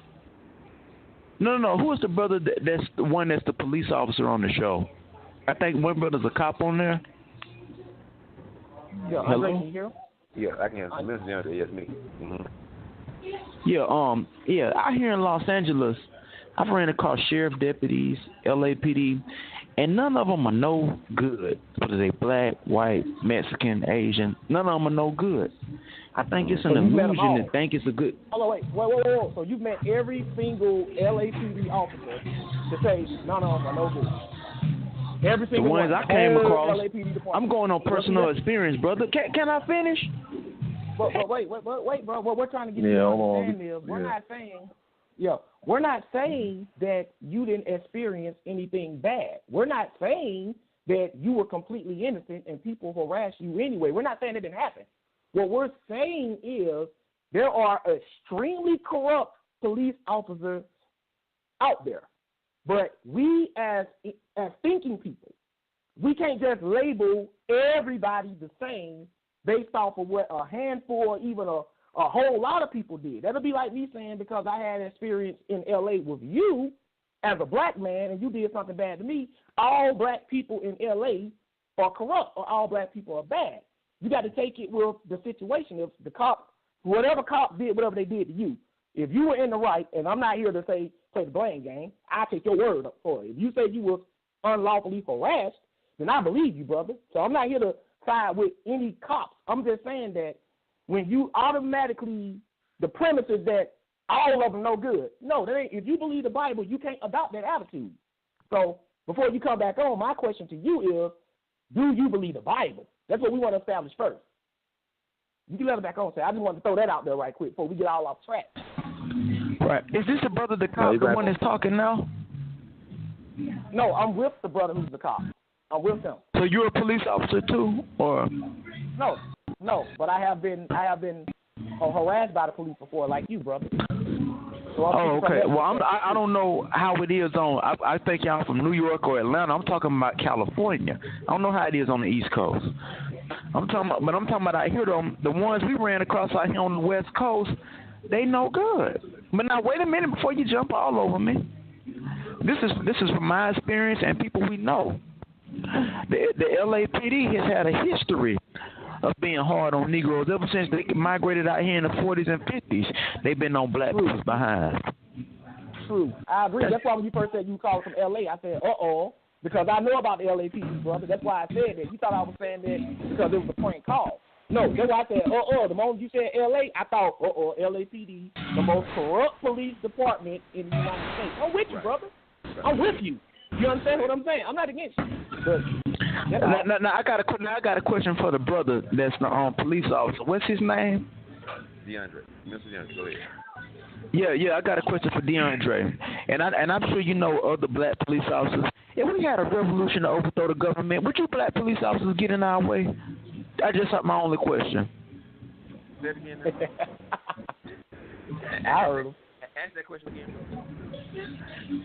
This is for the brother that's the police officer. If we had a revolution to overthrow the government, would you police officers get in our way, black cops, or would you get out of our way? I'm not saying we're gonna do this. I'm just asking a simple question. Okay, bro. Brother Josh asked you a question. He asked you, did you believe in the Bible? Now, before I answer this question, I'm asking the same thing Josh asked you. Do you believe the Bible? No, but now can you answer my question? No, but the answer is no, I don't. No, actually, we can't. No, we're not answering your question. Since you don't believe the Bible, brother, no, I cannot. We have nothing to say to you. We have nothing to say to you, bro. Sorry. This is for Bible believers. I don't know if you were listening at the beginning, but we made it clear that from a Bible believing perspective, this is how you're supposed to view the police. Now, I can answer your question, but not for no police officer. I can tell you this. If you try to overthrow the government, first of all, Minister Aundrey ain't going to get in your way because he's retired. Second of all, I can guarantee you that if you try to do it, there will be black, white, and Hispanic police officers that will most definitely get in your way and shoot you dead. So if that's what you plan on doing or you just thinking about it or contemplating it, you better believe that the person holding that gun that's going to try to stop you is not necessarily going to be the same color you are. It's going to be them, white, black. So whatever you plan on doing, bro, good luck with that. But I can tell you this. If you try to overthrow the government, only thing that's going to happen to you is you and everybody who with you going to end up dead. Because unless you packing more power than the United States military, because when they call the National Guard, that's a wrap. You know what I'm saying? Once they say call in the National Guard, that's a wrap. So, no, Mr. Aundrey, I can speak for him on that because the brother retired. Now, if your revolution start on his front porch, he most definitely going to get in the way. You know what I'm saying? But if you just going to do that thing, no, the man retired. He ain't going to do that. But we can go back to the class now. Appreciate the brother calling in because we want all perspectives. We really do. But if you don't believe in the Bible, then this class ain't for you. This is for believers, That's all that is. We still love you, though, brother. No disrespect. But, Sal, we ready when you ready. All right, yeah, you can go ahead with the class. You can go ahead. It's cool. Okay. And y'all got to understand this, man. Let me tell y'all something. I am enjoying the heck out of this class. I ain't had this much fun in a long time. Y'all got to understand this. This is a fun class. I love interactions. I know that. But we're going to keep this thing moving on. What I'm going to do, Minister Aundrey, I'm going to have you go to Deuteronomy 4. But before I go there, I'm going to go to my favorite dictionary, Webster New World Dictionary of the American Language. Because we've been talking about police and sheriffs. So I say we look up the word to see what it really means to be a police. And I understand. Y'all got to understand. We sympathize with y'all, right? Minister Aundrey, I reached out to this brother because he's been on both sides of the law. He's been the criminal and he's been the cop. He's been both. We're not sitting up here trying to trick y'all and think, all the cops your friend. No. All we're trying to get you to do is you keep yourself in line within the confines of the law. Don't wild out like the brother who called in said, when you are arrested, that is not the time to try to fight the police when you're being arrested. Exactly. You don't do that. I'm trying to teach you something that's going to save your life. You know what I'm saying? The other brother called in, he talking about a revolution. Y'all know blood going to be shed if you talking about a revolution. Somebody finna die. That brother's telling you right there, look, some people finna die. It ain't going to be like, we just going to revolt against the United States government and we ain't going to have no casualties. No, y'all dying too. Me and Mr. Aundrey ain't here to preach nothing that involves y'all dying in the end. You know what I'm saying? We ain't here for that, man. We're trying to preserve life and peace and trying to help you, like Aundrey said, get back home to your family, safe and sound. Like the brother who called in said, get back home to your family, safe and sound. And if you are a servant of the Most High, then that's the mindset you're supposed to have. No disrespect to the brother. That's his philosophy, revolutionist philosophy. You go half at it. You know what I'm saying? But I'm going to have to pull, I don't know if y'all ever seen Barbershop 2.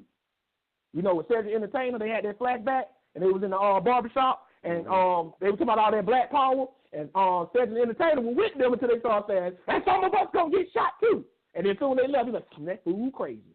You know what I'm saying? That's my attitude when it comes to revolution. I ain't trying to do that. You know what I'm saying? But that's his business. This is police, right? I want y'all to pay attention to this because this is rooted in how we're supposed to carry ourselves. The biggest mistake that they make, Aundrey, is thinking that a police is only an official title. No, a police is a description of a servant of the Most High. And I'm going to show y'all that now. This is police. It says it's from the Greek politeia. And it says the state of polities, citizen, And it comes from the word police, which means city. That's why, police always associate with the city. But listen to this definition. Definition 1, the regulation of morals, safety, etc. It's that the regulations of morals, safety, etc. Regulate means to, like, rules. And enforcing rules. It's that the police is supposed to regulate morals. That means they're supposed to be about morality. Right. Don't that sound like a servant of the Most High? Right. We're supposed to be about morals. See, what people have done, they've turned the word police into a bad name. Right. They made it a dirty word. Ooh, the police. The definition means somebody who regulates morals and safety. But you don't hear nobody defining what it really means to be a police officer, right? But look what else it says. It says law enforcement. We already know this, right? Definition 2, the governmental department of a city, state, etc. Listen to this. Still definition 2, for keeping order and preventing of detecting crime. It says what a police officer is supposed to do is prevent crimes. Crime is a legal term, but the spiritual equivalent for the word crime is sin. Sin, exactly. So a police officer or a moral police, we're supposed to prevent sin. Why do you think Minister DeAndre and myself is even doing this lesson together? We're trying to prevent you from sinning. See, I'm a police myself. I'm not a legal police, but I'm a spiritual police. Minister DeAndre is a literal and spiritual police. And see, that's what people don't get. We make police police, cop, bad. No, look up the word. Do all police officers live up to the definition? No. So they don't make the word itself bad. Do all teachers live up to their title? No. Nope. Do all cooks live up to their title? No. Nope. Do all bus drivers live up to their title? No. No. It's an occupation. Thank you. Just like any other job. But that don't mean you're doing your job. You follow what I'm saying? But you can't, just because if a bunch of bus drivers start doing stuff bad, you can't hate the title of bus driver because they ain't got nothing to do with that. And you can't hate all bus drivers. If you got a problem with the police, have a problem with the crooked ones. That's who you're supposed to have a problem with. Don't hate the police force in general, because as a servant of God, that is a sin for you to make what is known in literature as a hasty generalization. That means to quickly generalize a whole group of people based on things that some or most of that group has done. That's why I asked the brother, have you met every single L.A. police officer? Of course he hasn't. So you can't say logically or honestly every last one of them is no good. Right. We're smart people, sisters and brothers. I'm not going to let somebody tell me everybody in Forest Park, well, Minister DeAndre grew up.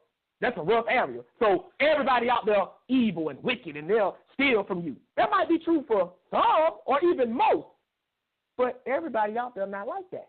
Right.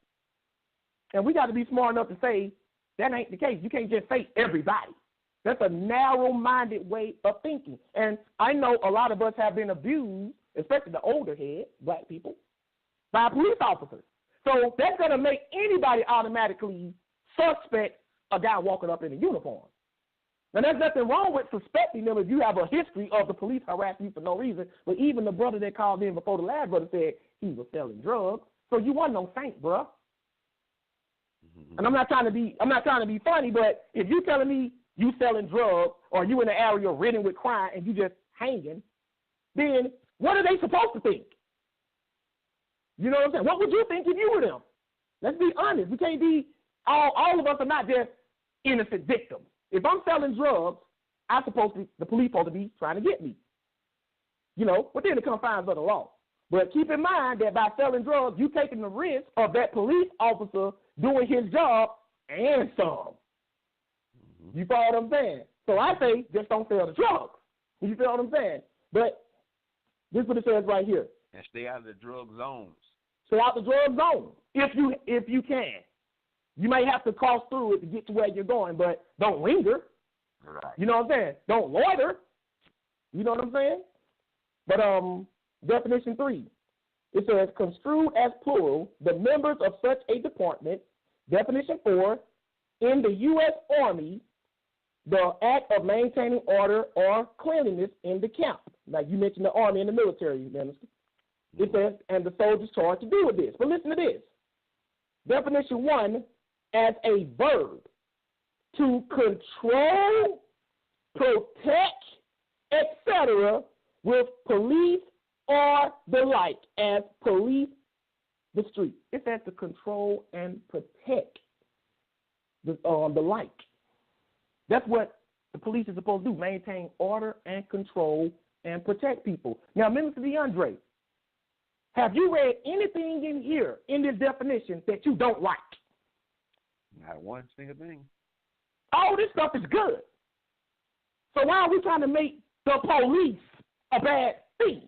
No, it's not the police in itself. It's certain people with that title who are not living up to the standard of the title. There you go. But we don't want to turn around and just throw everybody under the bus because that's not right. Because now you are a hypocrite. Because you just got through saying you mad at the police because they profiling you and you ain't done nothing. Well, you profiling the police. There you go. Because you saying all of them bad and all of them ain't done nothing to you. They profiling you, you profiling them. You're a hypocrite. Don't tell me I can't stand the police. Why? Because a lot of police officers did this to me. Well, a lot of black people been committing crimes in certain areas. So they're profiling you, and you're mad about that. All black people not criminals. How dare you? But then you want to profile the police, and you don't even see the hypocrisy in that. You ain't got the audacity to turn around and say you're a servant of the Most High. Yep. A hypocrite has nothing coming in the kingdom of the Most High. Nothing. We don't become what we hate. We can't be that way. But turn to Deuteronomy 4 for me. I want you to read something for me. Now that we know what it means to police. We got to stop all this, man. I mean, we got to stop trying to pretend like, that's why we ask, like, that's why Minister Aundrey asked. And like I said, if you're going to call in and tell about your personal experience with the police, we want to hear it. We do. But when we ask questions, and so far everybody been doing it, be honest about the situation and the circumstances under which you were allegedly harassed. You know, because, like, except for Antoine was like, he didn't do nothing. Other than that, everybody else been like, I was selling drugs, I was in a crime neighborhood, you know what I'm saying? But even Antoine said that there were areas where the police people were impersonating the police and pulling people over. You know what I'm saying? But I just don't want us to be a people of believers where we profile people. Let them do it. Right. We're not supposed to do that. Right. We're supposed to be better than that. You know what I'm saying? I'm not profiling anybody. I'm not going to hate a whole group based on what some people did. My problem is with the people who did it to me and them alone. Right. That's how it's supposed to be. We got to stop doing that. You know what I'm saying? This is, at the time of ancient Israel, like the brother said, like it's like you're trying to get us to view this on how the Israel was under the Roman government. This is exactly what it is today. The police are the modern-day centurions, bro. It is. That's what you're dealing with. The word of God is eternal. It stretches over to our time, too. It's the same concept. They were the police back then. These are the police today. But the rules to the game have not changed. You still got to conduct yourself in a way conducive of a servant of God. You can't just be out here wilding out and then turn around like, oh, I'm a Christian. Or I'm a Messianic Hebrew, or I believe in Yah, or I believe in Yahuwah. And you said all this stuff, and you out here selling drugs, doing illegal activity, smoking weed. I know a lot of y'all Hebrews smoke weed. Yeah, I'm putting you out there. I ain't calling no names because I don't know nobody personally. But I know a lot of Hebrew camps have going on the record saying they smoke weed. I ain't talking about your habit. I ain't getting into that. We both know that unless you got a prescription for that, for the most part, in the United States, that's illegal. You're not obeying the law. So the police come busting up in your house because they suspect you're dealing with illegal narcotics. Don't try to, the police crooked. We got to be honest with ourselves, man, because we love to play the victim when it comes to the police. And then we turn around, well, yeah, I was selling a little reefer, but, what you think? That's his job. But this is Deuteronomy 4. Read verses 1 and 2. Like I said, I'm having fun. Go ahead, Deuteronomy 4:1. Now therefore hearken, O Israel, until the statutes and judgments which I teach you for to do them, that ye may live and go in and possess the land which Yahuwah Elohim of your fathers give you. I'm reading from the Sefer. That's cool. Verse number 2. You shall not add unto the word which I command you, neither shall you diminish aught from it, that ye may keep the commandments of Yahuwah your Elohim, which I command you. That you may keep the commandments of Yahuwah your Elohim that I have commanded you. Now, know what he said. Don't add to it. Don't take away from it. Now, watch what happens, Minister DeAndre, when you look up the word translated keep in this verse. And it is Hebrew 8104 in the Hebrew section, like I said, and the word is shamar. And it says it's a primitive root properly to hedge about as with thorns, that is, guard, generally to protect. Attend to. Go back to your dictionary. You can't forget what you read. The verb for police, not the noun, the verb, right? To control, protect, etc. So, Minister DeAndre, I want you to read the same thing you just read, but instead of keep, insert the word police there. Read it out there, same book, but put the word police there, because that's what police means, to protect, and that's what that word means in the Hebrew. Protect. Read that, please, but put police there. You shall not add unto the word which I command you. You neither shall diminish aught from it, that ye may protect the commandments of Yahuwah your Elohim, which I command you. Now read it again and put police right there, because that's what police means in a verb. Because the police can be used as a verb. Now you read that last part, put police right there. That ye may police the commandments of Yahuwah your Elohim. That you may police the commandments. He's telling you the job of the entire nation of Israel were to be police officers of the Most High's Torah. Now it says you may police. Now check this out. When we go back to the word police as a noun, look what it says for definition 1. The regulation of morals. Didn't it tell you that the Torah contains a bunch of morals? You know what that means? What's considered right and what's considered wrong. He's telling you that you are supposed to police the command. I mean, you're supposed to uphold the moral standards of the Most High Torah. Exactly. All of Israel was supposed to be the world's police. You think the word police is a bad name? You're supposed to be a police. You're supposed to be a cop. Because that's what it means. Somebody who's regulating a moral standard and upholding it. But you're mad because some people who wear the title have corrupted themselves. So Josh, let me ask you a question. So are you saying that the nation of Israel should have been protecting and serving? Exactly.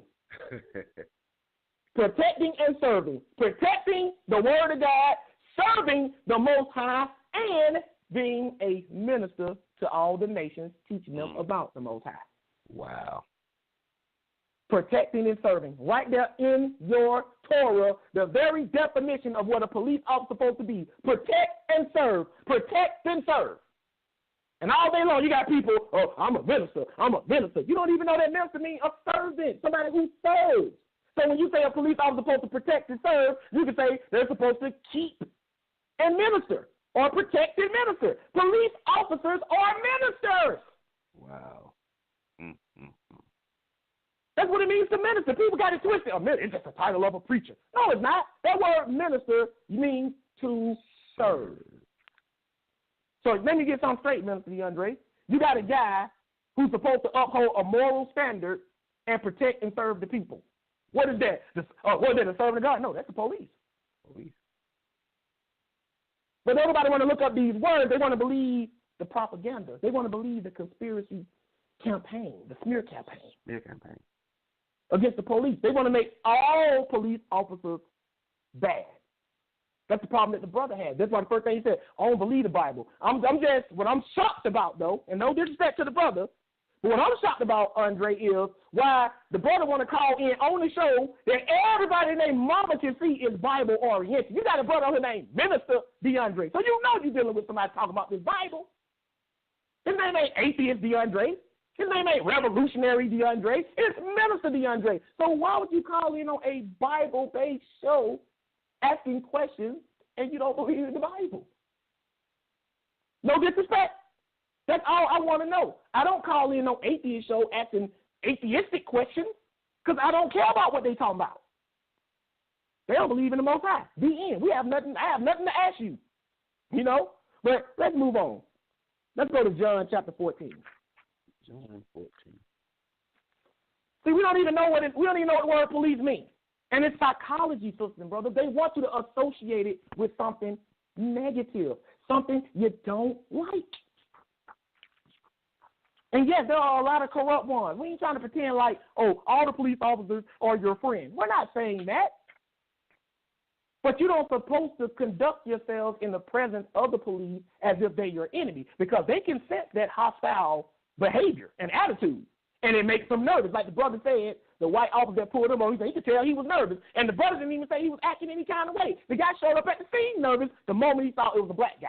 Mm-hmm. So if you know you're dealing with somebody like that, why would you escalate the situation by putting them on air, by shouting at them, being belligerent, being defiant? Why would you do that? Did you see, brother, when we was in the book of Acts, did we see Paul when he was arrested unjustly? Did you see Paul and Silas acting crazy? No, sir. Did we read anything about the apostles acting crazy when they were thrown in jail? No, sir. Okay. We didn't read anything about Peter and the other apostles acting crazy when they got put in jail either, did we? Nope.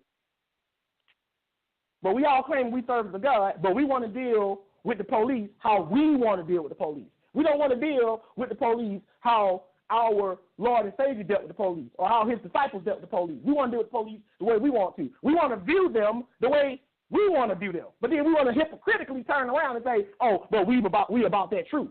No, you're not. If you ain't trying to view the police the same way that the apostles and the Mashiach viewed them, then you are not a true servant of the Most High. And if you just happen to be a Tanakh only Hebrew, we just got through reading Deuteronomy. That's in the Tanakh. So you're supposed to be a police officer.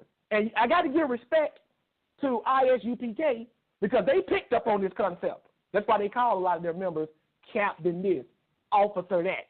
They understand that police thing involved in that. That's why they gave them these military type titles. They should see that. You know what I'm saying? So I got to give props to them for peeping game on that a long time ago. You know what I'm saying? But too many people want to try to act like, oh, they're all bad. No. I am intelligent. Minister Aundrey is intelligent. We don't make hasty generalizations. I'm not going to judge a whole group of people based off of something some or most people do. You know what that's called? That's called prejudice. And black people being victims of prejudice should know what it feels like more than anybody. And that's how your Bible teaches you to view abuse. That's why when he brought the children of Israel up out of Egypt, he said, thou shalt not vex an Egyptian because you were in slavery to the Egyptians. In other words, you personally know what it feels like to be in a strange land and be discriminated against and abused. So don't do it to nobody else. Our God tells us to sympathize with people. When we've gone through something, don't do it to somebody else because you know what it feels like. But what do we do as black people? Oh, we've been profiled, so let's start profiling ourselves. No. No, no, no. Y'all ain't learning nothing from this book if that's your attitude. It has nothing to do with what you've been through. Every police officer that ever did you wrong, that police officer was wrong. But do not try to make his partner or his sergeant or anybody else in another precinct guilty because they bear the title police. Because if that's the case, you're going to be mad if they start labeling all people who go under the title Hebrews as terrorists and they start locking you up. We ain't even doing nothing. It don't matter. You're a Hebrew. See, now you're mad. It's not fair, is it? No, it ain't fair. But you're doing the same thing. But John 14 and 15. Like I said, this is fun to me. I love it, though. I love it. Read this, please. This is Mashiach. Read that, please. John 14 and 15. Read that. If you love me, keep my commandments. That's pretty clear, right? But see, we think, Aundrey, when they say keep, and he's talking to his disciples and by extension all Messianic believers, we think keep means just obey or follow. We're going to see something. Now go to John 15 and read one verse 10. 15 and 10. If you keep my commandments, you shall abide in my love, even as I have kept my Father's commandments and abide in his love. Now, see, again, when we read this, we think it means what? Follow, obey, and it does because that's related to it. But we're going to go to the Strong's Exalted Concordance once again, and we're going to look up the word translated keep. And it's 5083 in the Greek section. Now, listen to this, minister. The word is tereo, and look what it means. So this comes over to the New Testament too. It says from teros, a watch perhaps akin to G2334. Look what it says. To guard from loss or injury properly by keeping the eye upon. Wait a minute. To guard from loss or injury? That's what the disciples were instructed by Jesus to do concerning the commandment.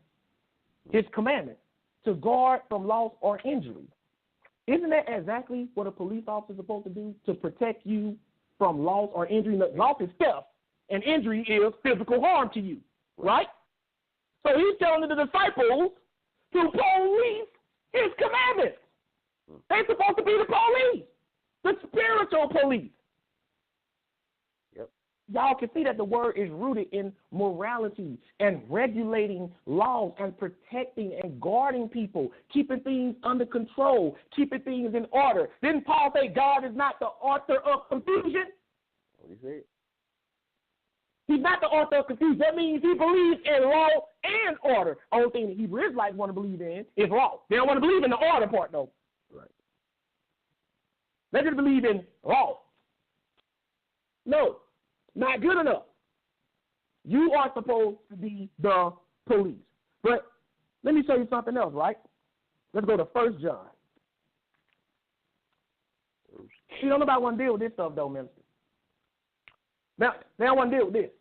Everybody want to pretend like we just supposed to hate the police by the term. We call them all kinds of derogatory, the fuzz, the po-po, pigs.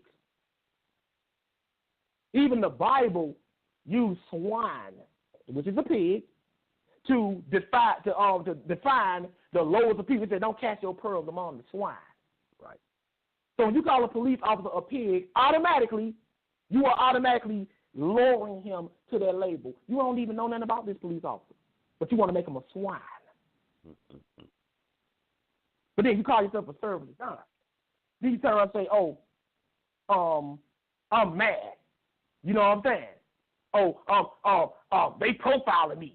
They doing me so wrong. You know what I'm saying? They are abusing my rights. But you know what? At the end of the day, you doing the same thing.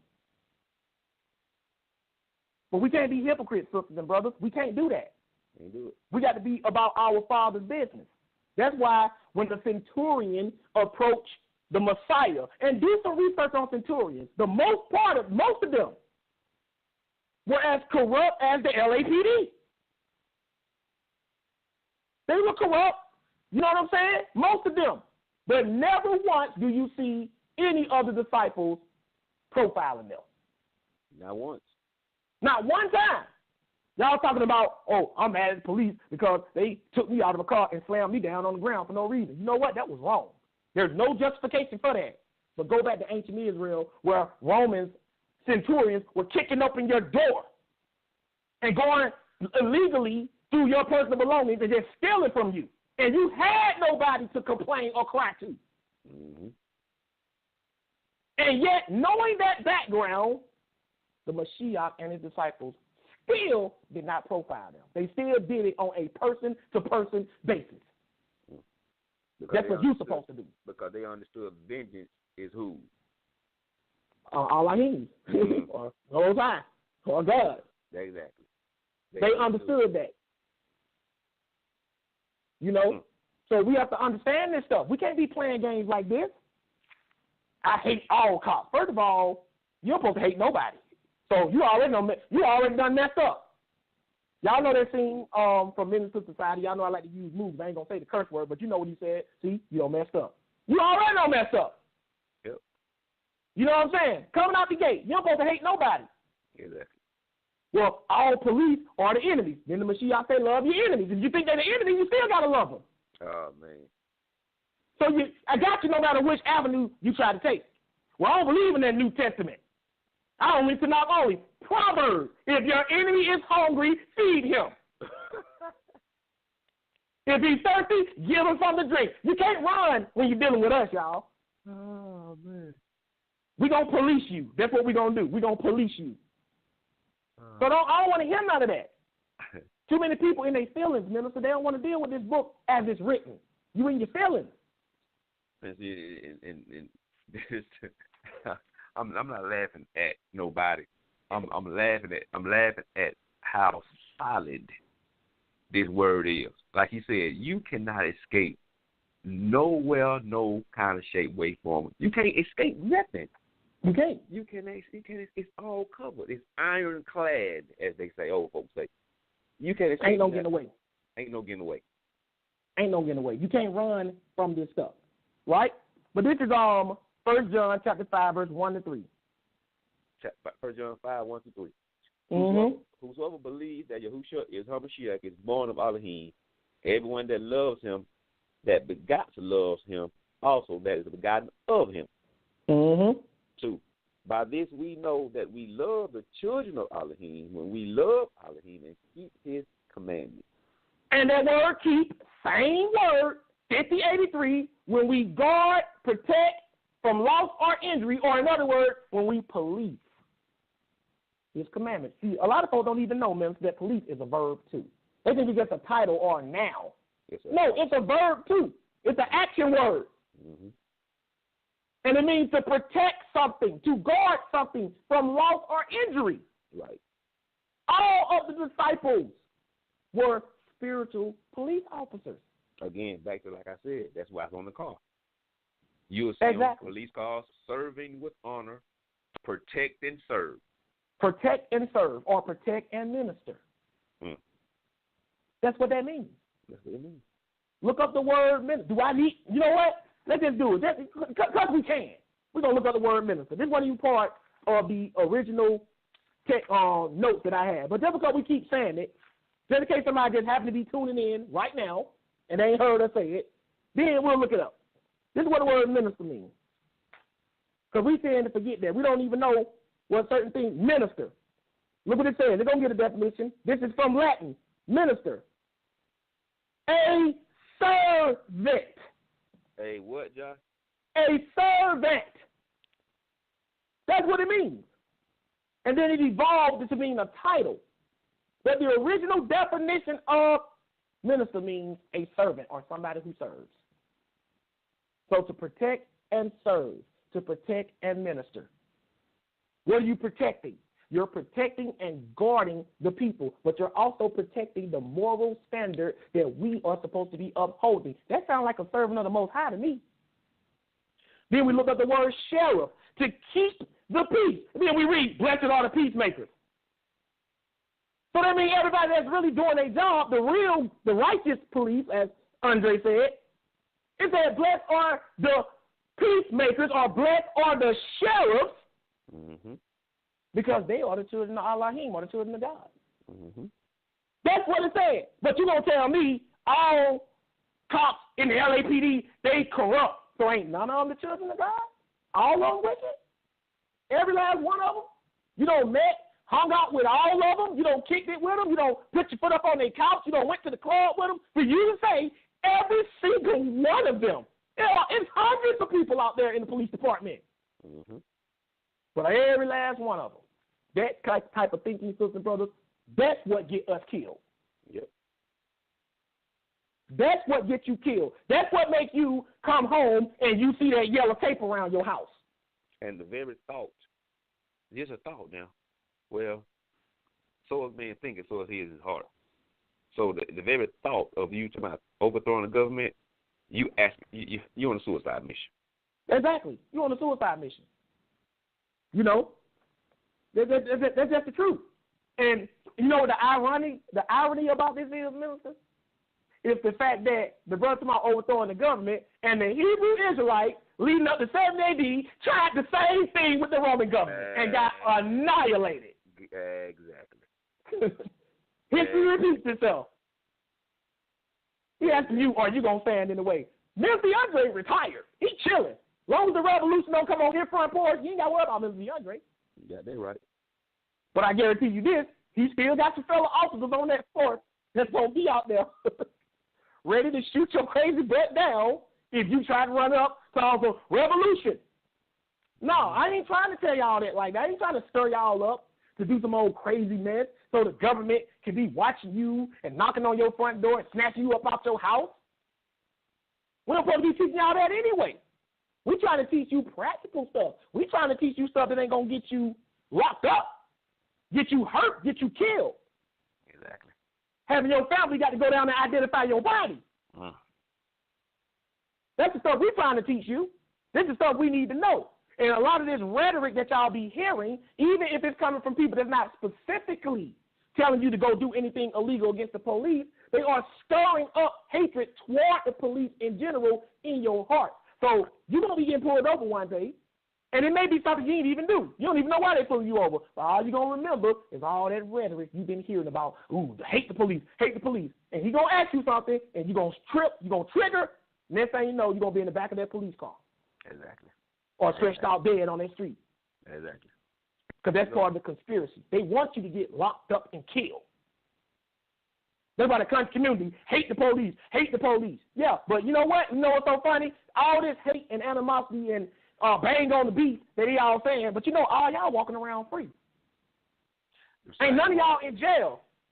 The same one that's planting these negative seeds in your head, like you said. Exactly. When that so they walking around free.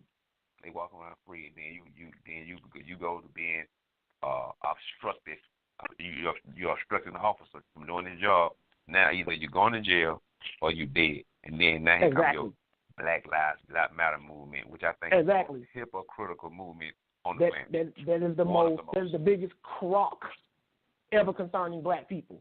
All the black on black crime we've been having, and ain't nobody saying nothing about no Black Lives Matter. But when the police kill some people, now Black Lives Matter. I get it. I hear you loud and clear. Black lives only matter when somebody else other than ourselves kill each other. Exactly. Killing us. Then Black Lives Matter. But when nobody saying Black Lives Matter, the brother talking about from L.A., I'm calling for L.A. Last time I checked, that is a heavy gang-infested area, Los Angeles. But he calling in mad at the police. He ain't saying nothing about the Crips and the Bloods, though. That's where it started at in L.A. I'm just saying, though, they killing people, too. In fact, I guarantee you that the Crips and Blood don't kill more people than LAPD has. I guarantee you, too. And this ain't nothing against them, but I'm saying, how you going to be mad at them but not mad at them? I don't want nobody getting killed by anybody, sisters and brothers. That's what we trying to tell y'all. I ain't trying to harass the gangs, and I ain't trying to harass the police. But don't pretend like you see one but don't see the other. That's all I'm saying. That's why that Black Lives Matter stuff is the biggest bunch of bull I ever came across in my life. Now Black Lives Matter. All y'all trying to do is monetize something that unjustly happened to a hand group of black people. That's all y'all trying to do, monetize off of that. But if Black Lives really matter, y'all should have been around since like the early 60s and 70s, because that's when that stuff really started stepping out. We really killing each other like that. How the world Black Lives Matter is a millennial concept? How is that not popping up now? When it's been going on for like 40 years, 4 decades. Get out of here, man. Like I said, I'm telling it like it is, y'all. I want y'all to think. Don't get caught up in the propaganda and the rhetoric. Be honest with yourself. Did he really pull me over just because I'm black? Or did he pull me over because I was riding on 24-inch rims, banging my music real loud? That don't mean you're a criminal. But let's be honest. Now, this is a question for you, Mr. DeAndre. Isn't that typically what drug dealers do to their cars? That's typically what they do. That's typically what they do. You don't see too many black men who got a job, work for IBM, driving around on 24-inch rims. Right. And his car lime green. Like I said, I ain't got no problem with that, do you? But don't act like you ain't drawing attention. You trying to draw attention. You driving around in a car with 24-inch rims. It look like a monster truck, and the car painted lime green. You mean to tell me you ain't trying to get somebody attention? And the music is loud, and it's reeking of marijuana. You know what I'm saying? You smoking so much marijuana, the police get a contact high just pulling you over. And you got 4 other Negroes in the car with you. Exactly. that look like they are of shady character. Come on, man. Hey, man, it's going This is the police. This is the police talking, y'all. I'm talking, Mr. Aundrey. This is the police. That's something I'm tell y'all something. When I was in the hood, even when I did have my car fixed up, I never, I'm trying to hear me emphatically say, never rode 4 deep in my car. You know why? First of all, I'm black. I'm in zone 3. I got a car with rims on it and music in it. And I'm going to ride in the car with 4 niggas in the car with me? Come on, man. That's 4. I got the stacked against me. That's 4 no-nos. Mm-hmm. No. Then, the Negroes in the car with me, somebody normally going to have some paraphernalia on them. Most likely, somebody that you hang around. You know good and well, in your circle, you hang around somebody who's selling drugs or using drugs. You know that you hanging with these people. You know it. But you got them in your car. You hanging around them, and you saying they profiling me. Well, and you got priors. And you got priors, too. And you got priors. Come and on. you in a drug zone. You're not passing through to catch the bus. You are lingering or loitering in the drug area. That's called loitering. Mm-hmm. But go ahead, guys. I mean, but I'm saying that they need to hear this from the police, though. Because we ain't looking at this through the eyes of the police. All we want to do is be a race of victims.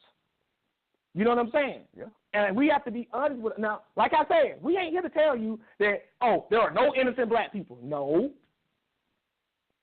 What we're saying is, I was selling drugs. But, dude, already you wrong. You were selling drugs. Come on. Already. I'm going to put it like this. I'm gonna try to be bounced with this. I'm just gonna keep it 1,000. Go ahead. Only way to keep it. 9 times out of 10. Mm-hmm. When the police done pulled a black guy over, 9 times out of 10, they in violation. 9 times out of 10. That's right. 9 times out of 10, they are in violation of the law in some way, shape, form, or fashion.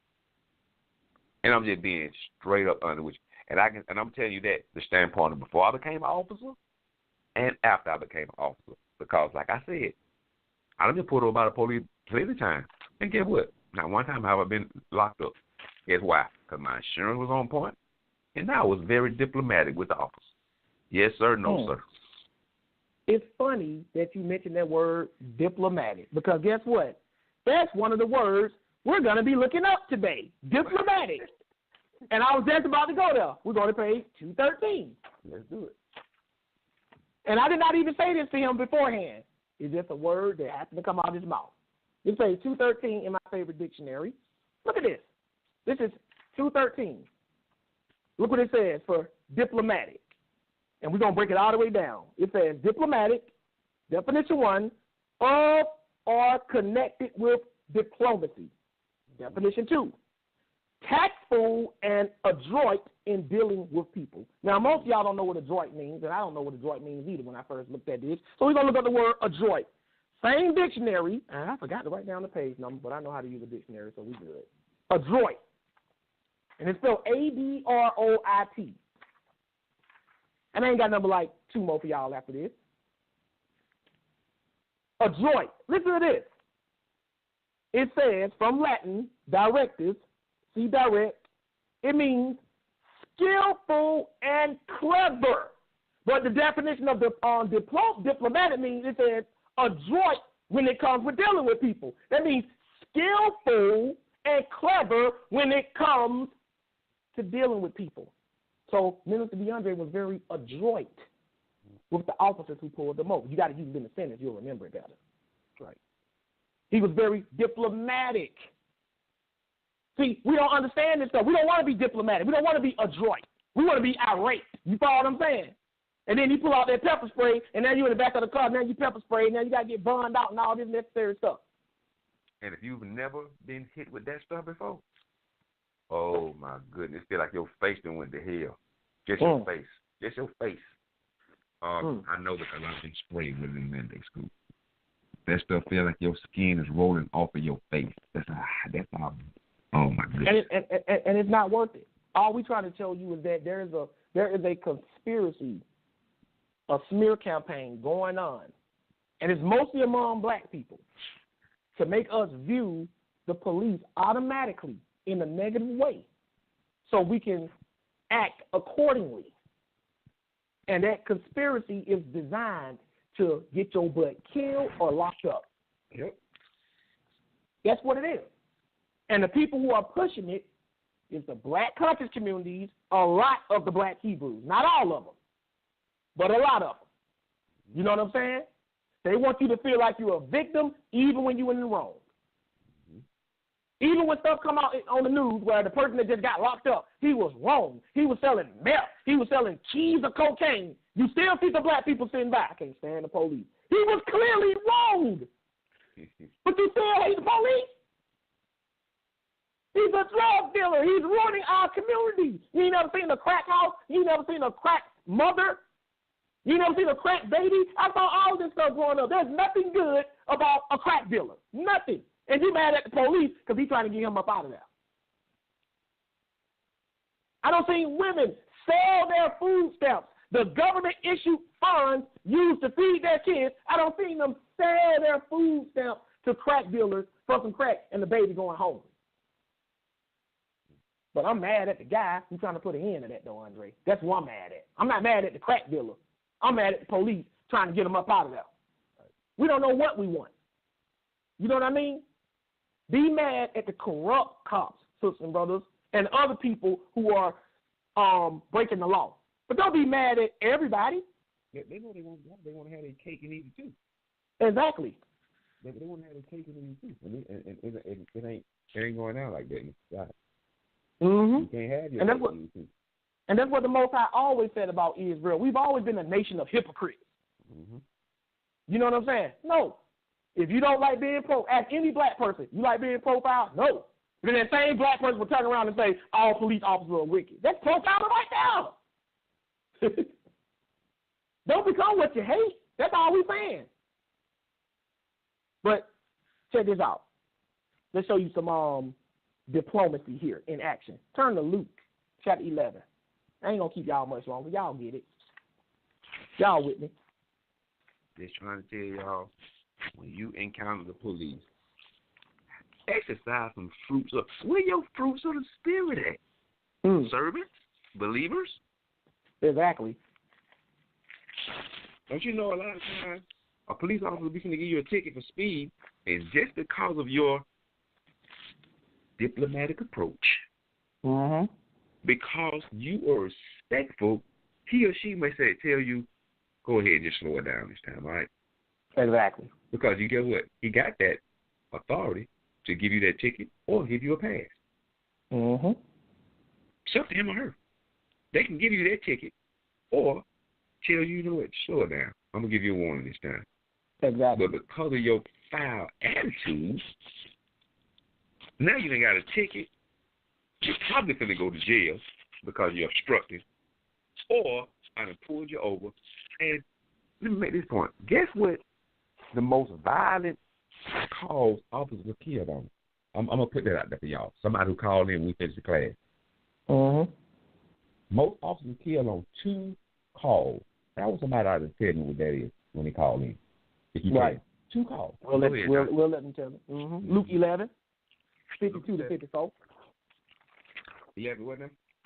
Luke 11, verse 52 to 54. Okay. 52 to 54. And 52 reads, woe to you, lawyers, for you have taken away the key of knowledge. You enter not in yourselves, and them that were entering in ye hindered. Now this is him talking to the Pharisees and the doctors of the law, the ones who knew the laws of Israel. These are supposed to be the real police, right? But he said, for ye have taken away the key of knowledge. You enter not in yourselves into the kingdom. You can read that in Matthew 23 and 13 in the cross-reference. And those that would enter in, you hinder. Read verse 53, please. And he said these things unto them the scribes and the Pharisees began to urge him vehemently and to provoke him to speak of many things, laying wait for him and seeking to catch something out of his mouth that they might accuse him. See, they were trying to get him to lose his diplomacy. Become irate, say something that's going to get him in trouble. See, you got to understand, sometimes people who are in power, they will do that. Like Antoine mentioned the police officer that was trying to say stuff to him like, you going to jail tonight. You going to jail tonight. This is exactly what the Pharisees were trying to do to Jesus. They were trying to get him to lose his temper or to say something that was going to get him in trouble so he could end up getting locked up by the Roman government. But our Mashiach was wise. He didn't fall for that. That's why I said seeking to catch something out of his mouth that they might accuse him. I mean, to charge him with some kind of crime. You're going to deal with people like that. There are going to be police officers that are going to try to provoke you to say things that will get you in trouble. So do you become irate, lose your temper, and go to jail? Do you temper, go to jail, or do you practice some temperance? Or temperance, do you practice that fruit called meekness? Meekness. Don't give them an excuse, sisters and brothers, because there's some out there looking for an excuse. Mr. Deontay keeping it real. He knows some of his fellow officers, maybe not necessarily in his precinct, but he knows other police officers. They are not all good officers. He knows what they'll do.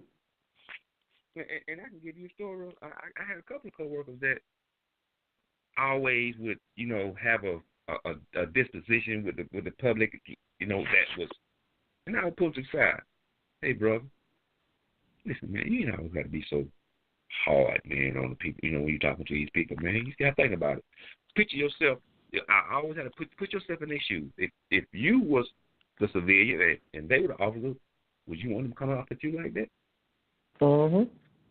They know you got the authority. They see you with the pistol in the bag.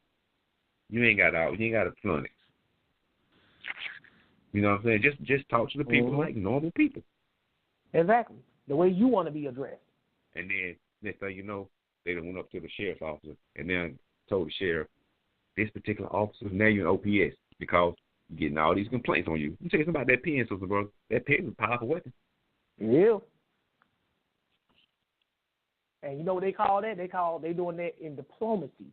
That's dealing with matters wise and in a clever way. Like the brother called in. When you're getting arrested, that is not the time to fight the police. Not the time. Antoine pointed it out, too. He said he went to complain. Turned out that guy had a rap sheet longer than the Nile River. And they got rid of him. But what good is it going to do you to fight the guy? You're outdone. You're outnumbered. And then you get killed. They still might end up getting him for what he did, but you gone. Now, your family got to figure out how to, manage without you. Now you sitting around at the funeral. Now your family sitting around at the funeral. Your wife or your significant other. If he only would have just controlled his temper. That's all she gonna keep saying over and over. Yeah, she gonna be mad at the police too. But if she's witnessing how you are out of control, because most women who got sick, if they see their husband getting out of control, baby, calm down. Come on, baby, be quiet. Come on. Most women they'll try to calm the man down. And he just going out of control, and then he end up getting killed. She ain't gonna just be mad at the police. She gonna be mad at you too, even though she over there weeping for you. If he just controlled himself and then just went through with, like the brother said, who called in, praise God for that brother calling in, said he got locked up for some old bogus child support stuff. He said he got that taken care of, got out, got his money back.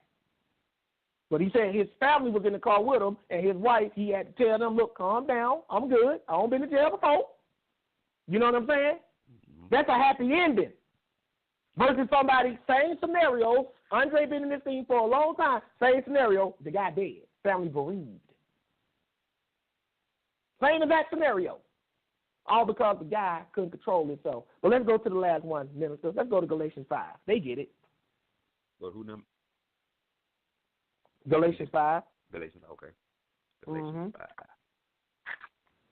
Because I want to hear from these people, boys. I'm telling you, boy, I'm loving this. I like it. I like the type of stuff that we can apply in our everyday lives. I like the deep spiritual stuff, too. Don't get it wrong.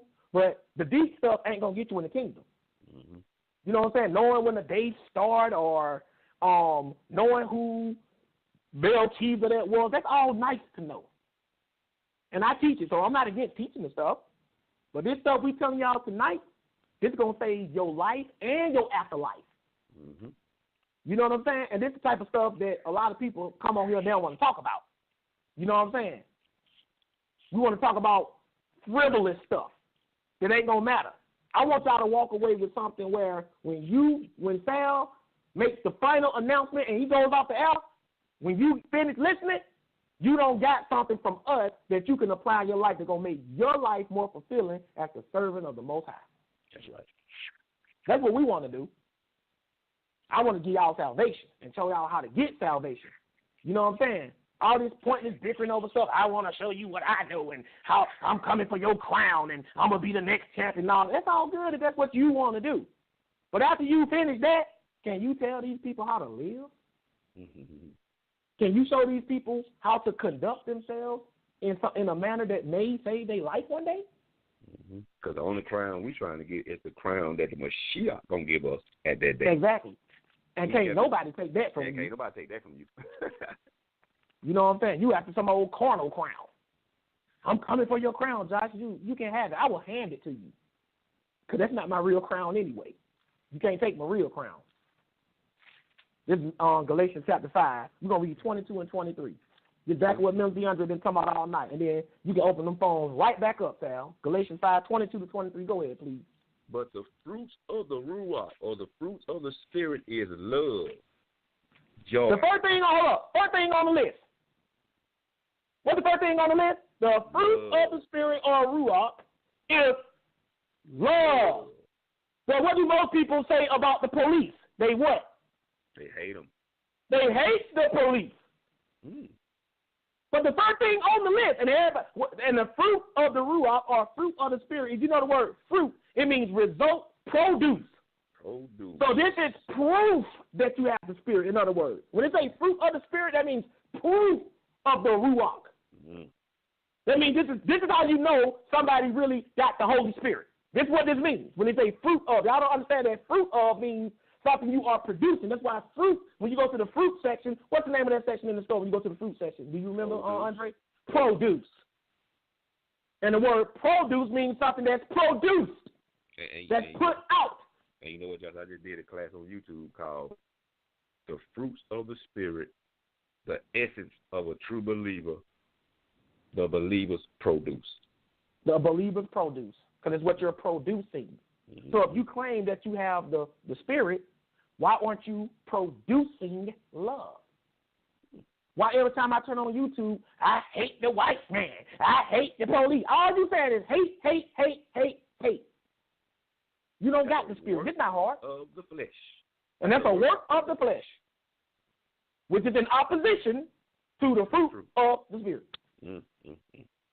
First thing at the top of the list. The will people filled with hate. But keep reading. Let's see what else it is. Joy. Hold up, joy. That means you like I said, we having fun. Do we sound like we mad? I know I shout a lot, but I'm not mad. Joy, we rejoicing. Me and Minister, we rejoicing. This we happy about this. We happy to bring you this message. We ain't coming here under restraint. Father had to twist our please, Josh and Aundrey, please do this lesson. We came to him. Did not the apostles? Did not they still show love to those centurions that put them in jail? In fact, it says that they rejoiced when they were first put in jail. Oh, that they had suffered for the name. Yes. See, people don't talk about stuff like that. See, that's joy. If I get harassed by the police for something that I didn't do, right? Then guess what? I'm going to be mad about that. I'm not going to lie. But I'm also rejoiced because I'm being persecuted for nothing. That's right. That's how the disciples did that. You know what I'm saying? What else we got here? What's the third thing? Peace. Hold on. What's the definition of sheriff? Peace. Somebody who upholds peace? Peace. Who maintains peace? So the very essence of the produce is found in the definition of what it means to be a sheriff. But you hear, but today we hear terms like police, sheriff, cop. Ugh, those are dirty words. Did I not say, Josh, in the beginning I am a certified peace officer. Peace officer. Blessed are the peacemakers. The fruit of the Spirit, peace. To protect and serve, to uphold the peace. This is what sheriffs and police officers are supposed to be doing. So if you got some that are doing it, why do you hate all of them? I mean, we talk to debate talk for you audience. I tell y'all all the time, and I'm not just trying to butter y'all up. Y'all are not the average audience. Y'all are a little smarter than the average bear. You know what I'm saying? So y'all smart enough to know that you can't say everybody is something. I don't think anybody in the debate talk for you audience is that behind on intelligence. I don't think so. They'll even give you most of them like that. But I don't know nobody that stupid to be like, oh, everybody of a certain group are all the same way. Ain't nobody in the debate talk for you audience that stupid. Maybe some of these conscious groups and some of these racist black Hebrew groups, they think like that. But y'all a little bit more sophisticated than that. I know. And I can tell by what people say when they call in. And the only person that thinks like that, ironically, he don't believe the Bible. So he don't count anyway. I'm not counting him anyway. I'm not holding that against him. I'm not rooting for him. I'm just completely neutral on that if you don't believe in the Bible. If you don't believe in the Bible, your view is your view. I can't tell you wrong from a Bible standpoint of view if you don't believe the Bible. I got to meet you on your level. That's your view. If you want to view somebody like that, fine. But from a Bible perspective and a critical thinker perspective, we know it's not right to profile everybody based on something that some people are doing. We know that's not right. And the reason why we as black people know that more than anybody is because it's happened to us the longest. Right. We know what it feels like. So let's not turn around and do what they do. It told you in Proverbs. Let me throw that in here. I meant to put that in here. I think this is the one. Proverbs 10. Give me that right quick, Minister. We're going to come back to Galatians. Okay. Proverbs 10. If this is what I meant to go to. Oh, that ain't it. We'll go back. Finish Galatians, and I'll give you that. Yeah, Proverbs 4? Yeah, don't worry about it. I went to the wrong one. I'm going to bring it up. I got to pull it up. But for right now, okay. Go back to Galatians and read that. Peace. Long suffering. Long suffering. Wait a minute. Y'all know what long suffering means? It means to suffer long or to allow something to happen for a while. It's associated with patience. Mm-hmm. Long suffering. That means you deal with stuff with patience. Mm-hmm. You ain't going to be like the second the police officer pull you over, you just lose your temper. That means you ain't got no patience. Mm-hmm. That's what that means. Continue, please. Gentleness. Hold up. Gentleness? We're supposed to be gentle. We're not supposed to be harsh. When you have a gentle spirit, a gentle soul, as some people say, you're not supposed to be talking to police officers all belligerent like that for no reason. Mm-hmm. Continue, please. Goodness. That's self-explanatory. Go ahead. Faith. Verse 23. Meekness. Humility. Mm-hmm. You're humble. Police pull you over. Sir, may I see your license registration? It's in my back pocket, my wallet. May I go for my wallet? Yes, you can. I'm telling you what I do. That's right. Here's your license and registration. I got my hand on the steering wheel where you can see it at all times. Right. Sir, do you know why I pulled you over? I honestly do not know. Your tag light was out. I had an officer tell me that before. I had my tag light was out. He said it's illegal to drive around with a tag that cannot be illuminated at night. They got to be able to read the tag. Right.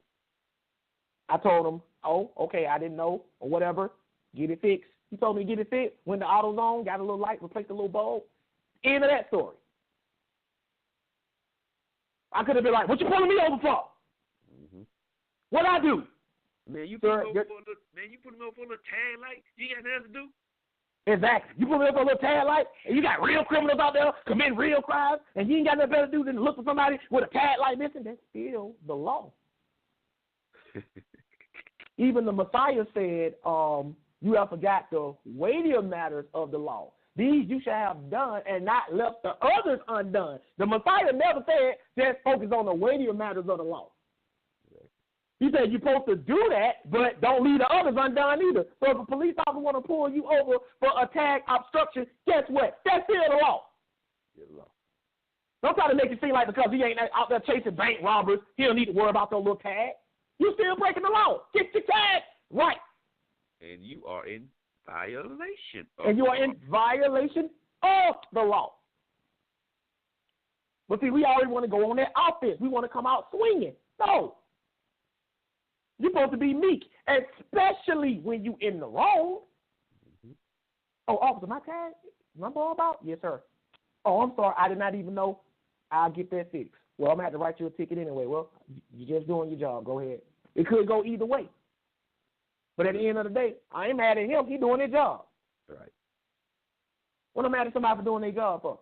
Well, I think that's a petty law. Write a letter to your local mayor or governor and express to him why you think the law is stupid. But don't take it out on him. He don't make the law. He just enforce the law. There you go. There has been known to get laws changed. That has happened. But don't go fighting against him. I can't stand the police. Okay, whatever. But you still give me a ticket. Right? Read the last part. Temperance. Temperance. That's self-control, sisters and brothers. Yep. Not flying That's off the handle. self-control. Not flying off the handle. Not losing your mind. Mm-hmm. Temperance. That's how we're supposed to be. Because in a way, we are the police too. We're supposed to uphold moral standards. But now let's go to the last one if I add in at the last minute. Proverbs 3:31. Proverbs 3:31.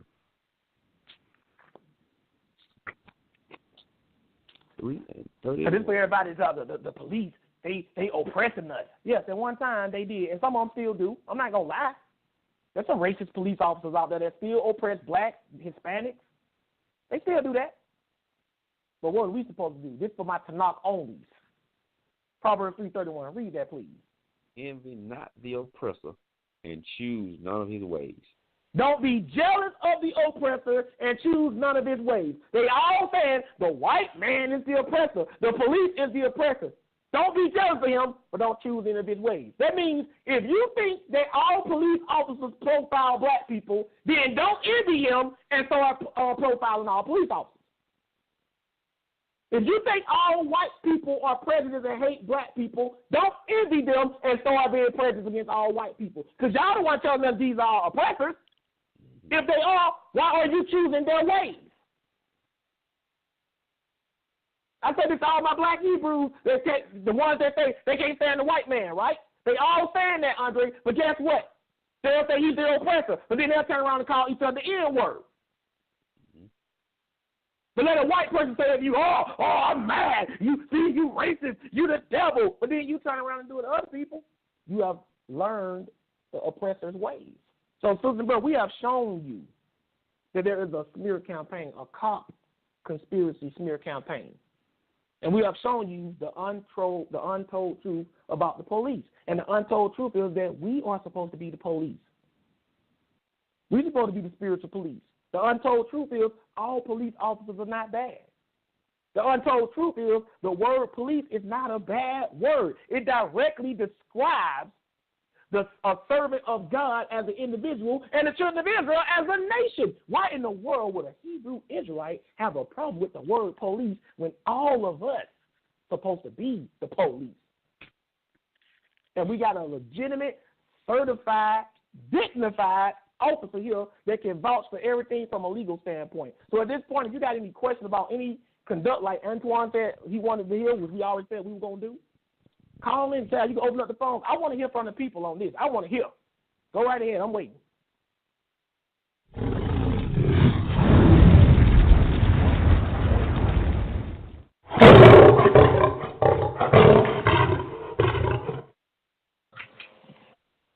All right, family. I know you guys enjoy this particular lesson, taking down your notes. Again, you know that number, 319-527-6239. As a matter of fact, I see we actually in the overtime part of the show. I didn't want to interrupt the flow of things, but we still have a whole lot of callers checking out the show in the overtime portion. So if you have a question or comment, all you got to do is dial and then we'll add you in the conversation. Again, y'all know the rules. There's no foul language. Got to keep it clean, keep it professional. Let's go to the first caller. Skype caller, you're live on air. Shalom, I called in earlier. I think it's a blessing that I get to come back in again. I'm the guy that called in earlier speaking about how I had a run-in with the police about a bogus child support situation. Once again, y'all brothers holding it down. Appreciate it. I kind of wanted to address. I stayed on this whole time, honestly, to address the brother that called in talking about revolution. And I know we kind of chopped it off kind of to where he was an unbeliever or he not reading the Bible. But it's some people that are in these One West camps and that are believers that are kind of caught up in this doctrine or caught up in this thought process. And that's right. I kind of want to just address this, especially from a military standpoint, because I want y'all to understand something. Like I said, I was part of a real elite group, and I'm going to be honest with you, with the knowledge that these military people have, you take a dude like me, like I plan missions and all of this stuff. I don't got to work for the rest of my life because of the work that I did overseas. Some of it I'm proud of, some of it I'm not. I had to fight to get my mind back right, and it's because of the belief in the Torah and in the Brit Hadazah, right? So in the Tanakh and the New Testament, that I'm able to say now, the Most High has put me in a position to be able to lead my family correctly. But I mean, that's a whole nother topic. But you give me and my brothers, who I call my veteran brothers, you give us 100 soldiers and 50 Humvees, and we can shut down your city tomorrow, right? That's how well trained this military, this European military is. So and a revolution ain't gonna. What's that, Brother Josh? I said, and I believe it. I believe every word you're saying because I've done some research on some stuff. I believe every word you're saying. So let's just deal with Atlanta, right? Let's just deal with the metropolitan city of Atlanta. This city is set up to where it literally can be shut down within 15 to 20 minutes of a catastrophe. And there's some areas that can shut it down within 5 minutes. So this talk of revolution, and I'm from the West Coast, so cats thinking, oh, you can't do it in L.A. Yeah, they can do it in L.A. too. Because there are bases that you're not even aware of, right? There are, like they just dropped this Moab bomb. There are bombs and military weapons that you are not even aware of, right? When you see a drone or something that come out, that thing is 10 or 15 years in the making. So don't make them pull out something that's brand new. Like I said, I was stationed at a real elite unit in North Carolina. And that's all I say. So this military is set up to be, if you really want a revolution, they want you to have a revolution. We in Georgia, and if you understand something called the Georgia Guidestones, this weird, mysterious thing that's there, it's talking about reducing the population. Right? There is a real effort to want to reduce the population. So you can holler about revolution if you want to, but there are not enough guns and not enough military might in our power right now as Israel to be able to fight that type of situation. You understand what I'm saying? So the thought process of wanting to go to war with somebody who's been warned for the last millennium, you're just not going to win. So with that said, I'll move on to Deuteronomy. Deuteronomy 13, 1-3 tells us basically our key.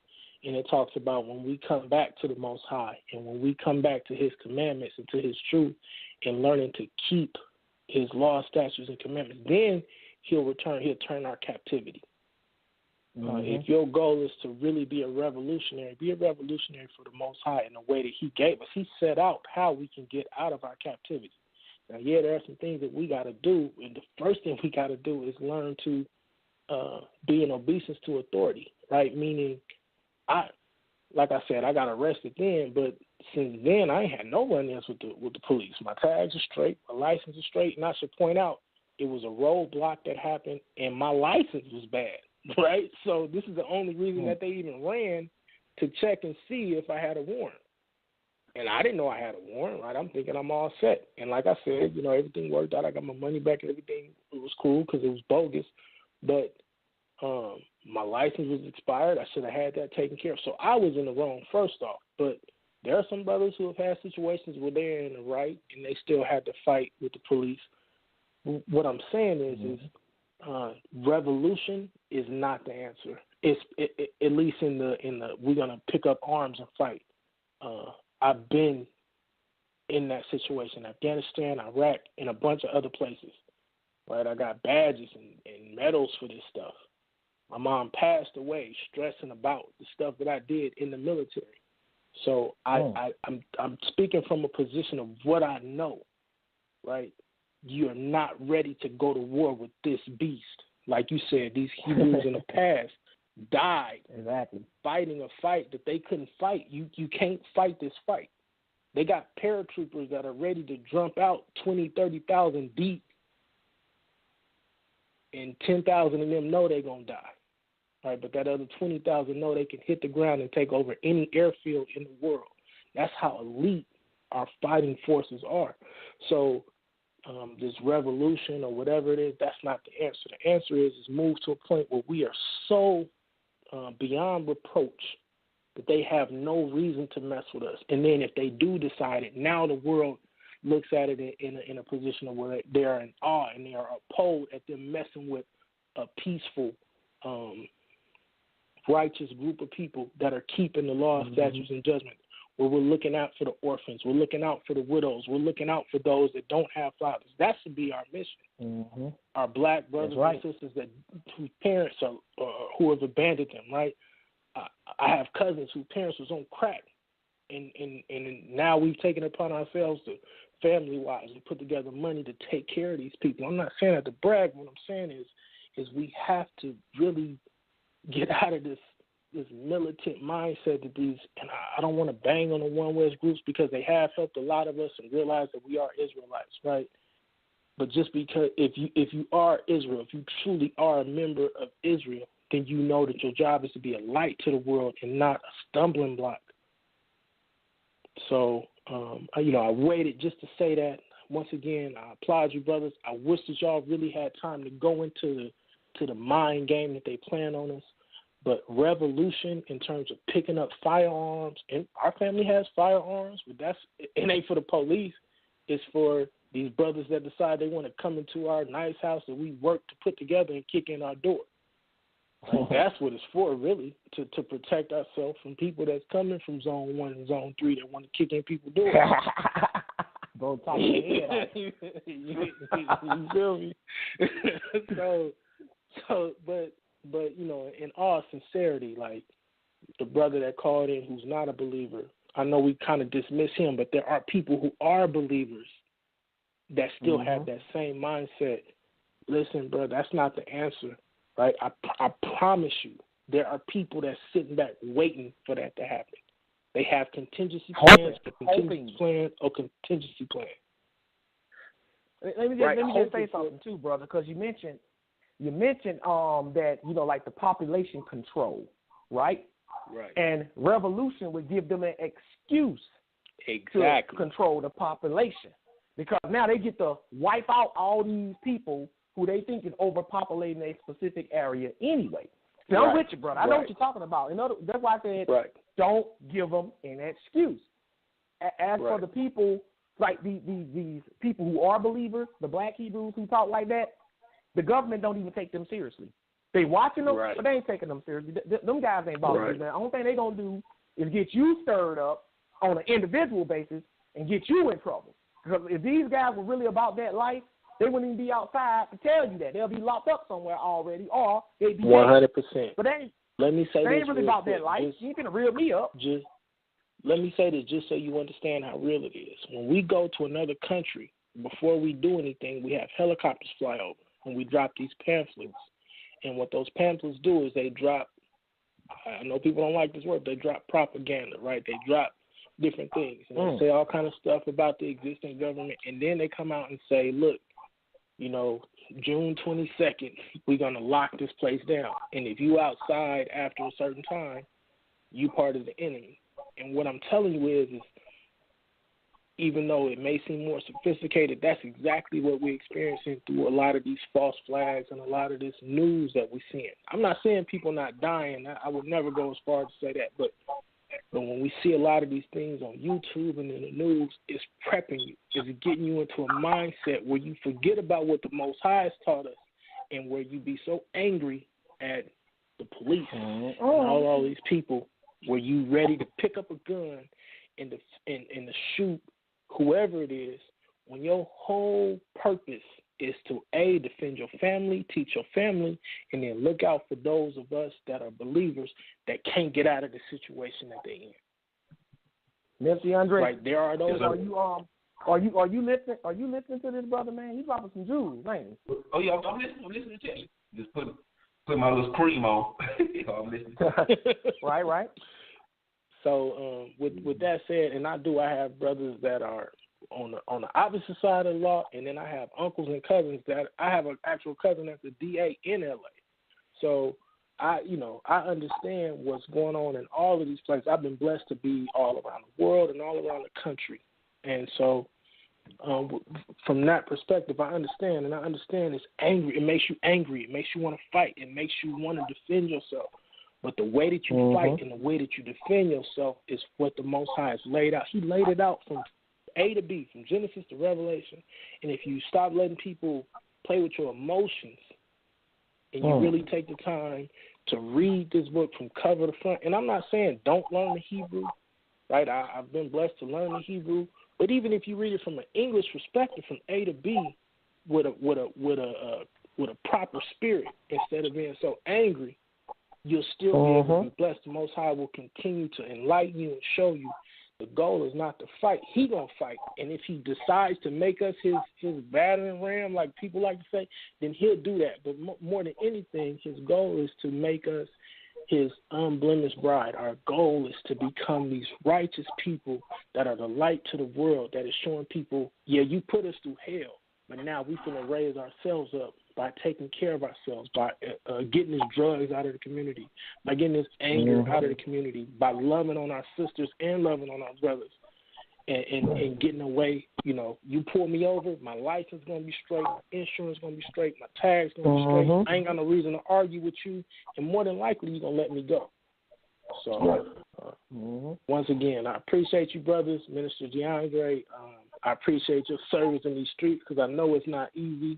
Brother Josh, I know you done went through a lot out here in these streets, but I want y'all to know brothers are listening, and there are some of us that are waking up. And like Brother Josh say a lot, he's speaking to those that get it already and not those that are trying to fight it.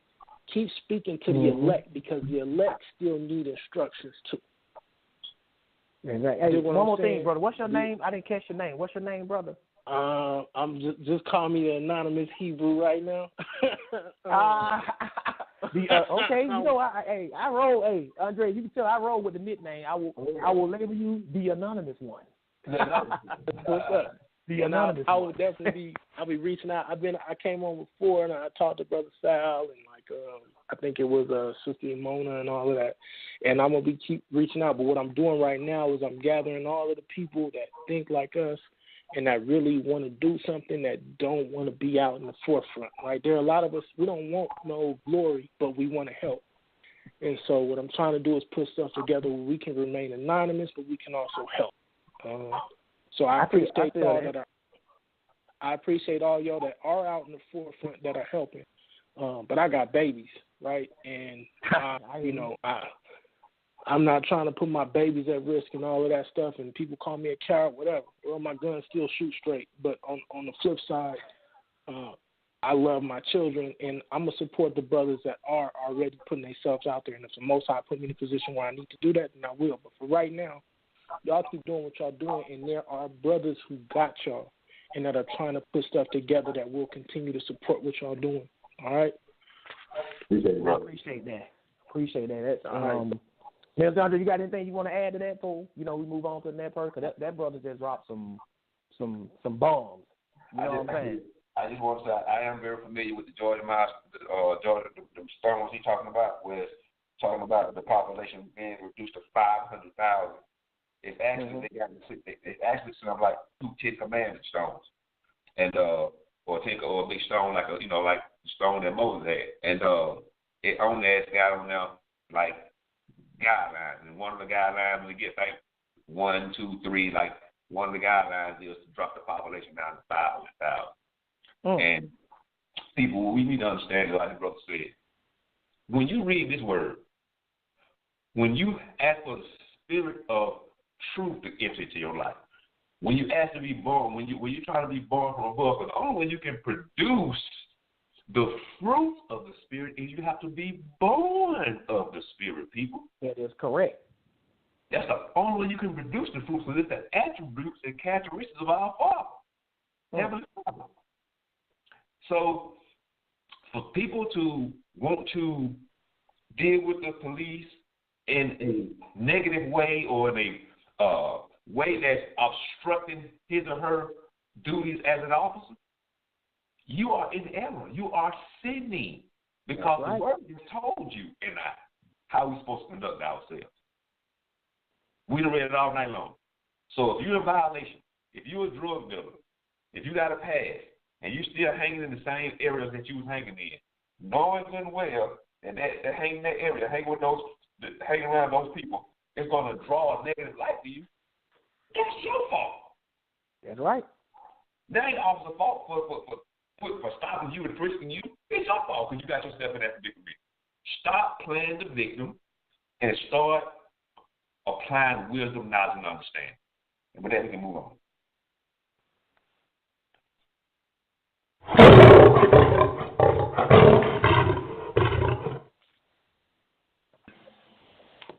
All right, for those that are, were joining the show like half the show or caught the end of the show, you can always check it out in the archives. Go to the iTunes podcast. Of course, we're on Blog Talk Radio. And, of course, you can check out the archives on the YouTube page. Untold Truths About the Police, Cop Conspiracy Smear Campaign. All you got to do is press number 1 if you have a question or comment, and we'll add you to the conversation. Right now, people that's listening, so I can either add some more information or we can pretty much get some last words. I just wanted to say, before we get off, if anybody, now, it's not going to happen all the time, so take advantage of the fact that you have a licensed, professional, highly advanced officer of the law on deck to answer any and all questions you may have, So don't get offline and you like, I'm good, and then you get into a situation like, man, I should have asked Mr. DeAndre that the other day. He would have knew. You know what I'm saying? So don't be shy. So until somebody press 1, I just want to say this, Sal. This has been one of the most fun shows I've ever been on. You know what I'm saying? Had fun with my brother Minister. Kind of take me back to that time, how we were tripping that time in the hospital that night. Boy, we just cutting up all night that night, just acting a fool. I know you remember, Aundrey. You know what I'm saying? Mm-hmm. Just acting a fool, just having fun. The anonymous one, I appreciate him calling in tonight. I mean, the brother is dropping some real jewels of wisdom. He knows some stuff. He's like Aundrey. He ain't just talking from some YouTube video he watched and heard. No, this brother been around some stuff. The brother said he had to get his mind back right. I know exactly what he's talking about. I ain't going to put it out there, but I know exactly what he means because I don't talk to some vets before. Yeah. You know what I'm saying? Yep. So I know exactly what he's talking about, and this word got him back right. I know why he don't want to be on the forefront like that. It's not because he's scared. It's because he knows what he'll do if somebody approach him on that level, and he don't want to go there. Right. So I'm reading the brother loud and clear. You know what I'm saying? He don't even want to entertain that because it might trigger something, and this ain't no, because he about that life. And I tell people all the time, people who really about that life, they don't brag about it. They just be about it. You know what I'm saying? So I can understand the brother. I appreciate any help anybody give to me and Mr. DeAndre, whether it's public or private. You know what I'm saying? We respect both. You know what I'm saying? So you feel that, Aundrey? Because it sounds like you went out. Yeah, I'm listening. I just put it on mute while I wash my hands. Oh, okay. I heard a lot of noise and it just cut off. I'm listening through you, so I got to be careful. But I appreciate the other brothers that came out, and I also like the fact that the anonymous one pointed out that a lot of these Hebrews got that attitude, that militant attitude about overthrowing the government. But like I said, the government ain't worried about them. They ain't taking them seriously because none of them dudes ain't never bust a grape. You know what I'm saying? But that rhetoric preaching will stir up feelings and emotions inside of the people who adhere to that stuff. And these people will go out belligerent and upset against the police and end up getting themselves in a situation. The conscious community does the same thing. They are so anti-police officer over there, they just hate the police.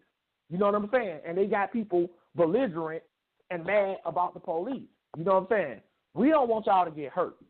We care about y'all. This ain't about me and Minister DeAndre. It's about the Most High, his son, and y'all doing what y'all need to do to achieve salvation. We ain't on here to glorify ourselves. This man know the law. Aundrey know the law. He ain't got to shout it with y'all. He already know the law. But we putting this out here to get y'all right. That's why I reached out to him, and I was like, man, somebody need to say something about this, because this is something I see what's going on. But I didn't want to bring nobody on here. Even the brother who didn't believe, you can see who he was mainly concerned with. He wanted to talk to the officer. So even though the brother didn't believe in the Bible, he still respected Aundrey's experience enough to just want to talk to him. You know what I'm saying? And I wasn't even mad about that, but I'm going to still be Bro.Josh and let you know, bro, you ain't going to do no hasty generalization on any show I'm on. You know what I'm saying? Now, if you got a question about the law, you ask Minister DeAndre, but you ain't going to come on here and profile every police officer and just be like they all evil. Not on my watch. You know what I'm saying? So that's pretty much it. If ain't nobody else got no question, Aundrey, you got anything you want to, add before you get off? Well, I just want to, because Antoine wanted me kind of, well, we were going to do this anyway, and Antoine touched on it. Let me give you guys some pointers out there when you leave your house. Mm-hmm. We're going to do that before we depart tonight. When you leave your place of residence, if you are pulled over, stopped by the police officer, male or female, be sure that you have your business right. Make sure you don't have any drug paraphernalia on your person. Make sure you're not reaching up marijuana or alcohol, or you got an open container, you in the car riding dirty in whatever way that is with brothers that got paraphernalia on them, or you got paraphernalia on you, or you driving, weaving because you've been drinking at the Mexican restaurant or at the club, and you pulled over by the police, and they tell you, we pulled you over because you was weaving back there on Pryor Road in Atlanta, Georgia. And you talking about, I wasn't weaving, I just made it right. Yeah, you made it right. And you was weaving after you made that right. That's why I stopped you. It's called probable cause. I stopped you. Or your tail light wasn't right. Or your tag light wasn't right. But I asked the question earlier about the most dangerous cause officers are called to that they die in. Nobody has called in and asked that question. Well, I'm going to give the answer because I'm thinking about going to call in. That's the question. The two most dangerous calls that we are called to are traffic stops and domestic violence calls. These are the two most dangerous calls police are on. Why? Traffic stops. Because most traffic stops, your suspects, perpetrators, are wanted, they're wanted, or they have certain drug paraphernalia on them, on their person. And they ain't trying to go back to jail or go to jail.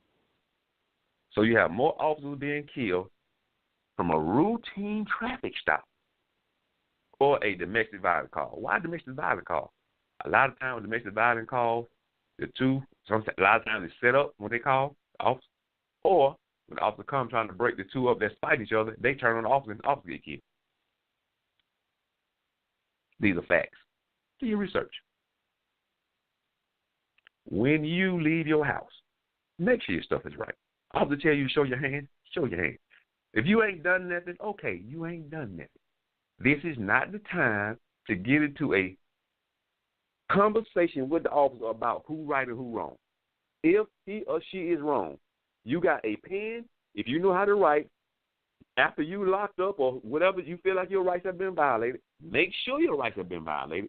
And if they have, then you go down to the Office of Professional Standards, you get you an attorney, and you deal with that situation. You can, if you have a lawsuit to get some money in your pocket. I'm not telling you to go out there looking to get no money in your pocket. I'm telling you if your rights are violated. then you can go and if your civil rights are violated, that's called money. And that officer also can be put in jail. They're doing the wrong thing to you. It's a time and a place for everything. Everything's supposed to be done, as the book said, decent and in order. If they're not doing it decent in order, you make sure you're doing it decent in order, because you're supposed to be the servant of the Most High. You're supposed to be the believer.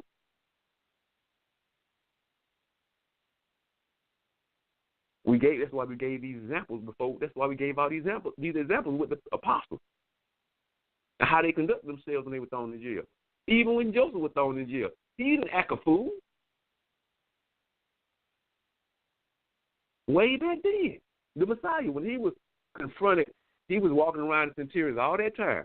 Not one time did he have an issue with them people or condemn them people. Matter of fact, he said to centurion, he hadn't found no faith, no such, not in Israel. Oh, wow. But these so-called Israelites are the main ones always talking about, we the chosen, we this and we that. Oh, yeah, you're also the one that crucified your Messiah. That's right. You're the one that the book said he came into his own, and his own received him not. Mm-hmm. Guess who was always embracing him all the time? Gentile. This very one that you always talk about, the devil, which is a violation of the book tells you speak evil of no man. You see this, sister and brother? Know your right as a citizen. Make sure that you study the law. Stop being lazy. I didn't know that. Well, ignorance of the law is no excuse. No, you heard that before. Mm-hmm. How about coming to a stop sign? Did you not know a lot of times when people come to a stop sign, you think you done stopped, but you didn't. Your tire's still rolling, and then you keep going, and you get pulled over. Police are like, you done ran the stop sign. I did not stop. He said, no, your tires are still rolling. That's called a rolling stop. It's called a rolling. In other words, that means your car never stopped. It was still rolling. Mm-hmm. And he pulled you over, or she pulled you over, and you ran the stop sign. And you fussing about, no, you did, no, I did, I stopped. Did you not know here a man or woman told you that was a rolling stop? In other words, that should raise your red flag. That rolling stop. Wait a minute, I don't know about that. No, I stopped my car. No, your tire was still rolling. Well, also, you can let me go. No, I don't have to let you go, because you just ran the stop sign. You just violated the law. But if you use some meekness, if you use some temperance, mm-hmm. if you got some love and some joy, when that also come up on your tree, because we're trees, what is he plucking off your tree? Is he plucking off your tree hatred, strife? Is he plucking off works of the flesh, or is he going to pluck off your tree of fruits of the spirit? Maybe your conduct. He may ask you, ma'am, your disposition toward me was like no other. What church you go to? Oh, it can't happen. Oh, well, who you? What do you believe? Oh, it can't happen. I've been asked plenty of times. You're not like other officers. You always smile on your face. I told the lady one time. I said, ma'am, he said, you just every time I see you smiling, you ain't never got a frown on your face. You know why? Because I'm joyous. I got joy. I'm blessed to have a job. I'm alive. My kids were fine. My finances were fine. Even if that wasn't all fine, I still got breath in my nostrils to make it right. We got to understand, sisters and brothers, that this word that we read every day, it's time to stop reading it and start applying it. That's right. It's time to stop reading and quoting Scripture and start to applying the Scripture. Because that's what's going to get us in, the application of it. Be not hearers of the word only, but be ye what? Doers of the word. You go to jail, and you're falsely accused. But the Most High had you to go to jail because guess what? Somebody you had to meet in that jail cell, and you told them about the Most High and got them saved. That's why you were locked up. Oh, and you got your money back, and you were falsely accused, and you got a lawsuit. Look at all the blessings in that. But you complaining about you got pulled over because your tag light was right. And you don't see the big picture that the Most High is trying to put you into another position. But because you ain't got no faith and you don't believe in the word, you all out of bounds. See, sisters and brothers, this word is it's a lot that we have to start understanding about this word and the application of it and the obedience to it. Officer asks you to show your hand. Show your hand. You got something in your pocket? I got something out. He tell you, she tell you, don't reach in your pocket. You trying to pull yourself. If they tell you don't reach in your pocket, don't reach in your pocket. That's called verbal command. Do not reach in your pocket. And you still trying to reach in your pocket. I got to get my cell phone out. And you pull the cell phone. It's a cell phone. You get the top of your head shot off. Now, I told you not to reach in your pocket. You still reaching because you got your cell phone because it's ringing. Are you serious? Now, I told you not to go in your pocket. Ain't going to the voicemail. My phone ringing. I got to do not come. Regents do not come out. Or you come out and they see and you start putting out. Now, officer don't know if that's a pistol or not. They told you it's called AOJ, ability, opportunity, jeopardy. The officer feel like you have the ability and the opportunity, and their life is in jeopardy. Boom, boom, boom. 2 to the chest, 1 to the head. That's what I said. 2 to the chest, 1 to the head. It ain't worth it.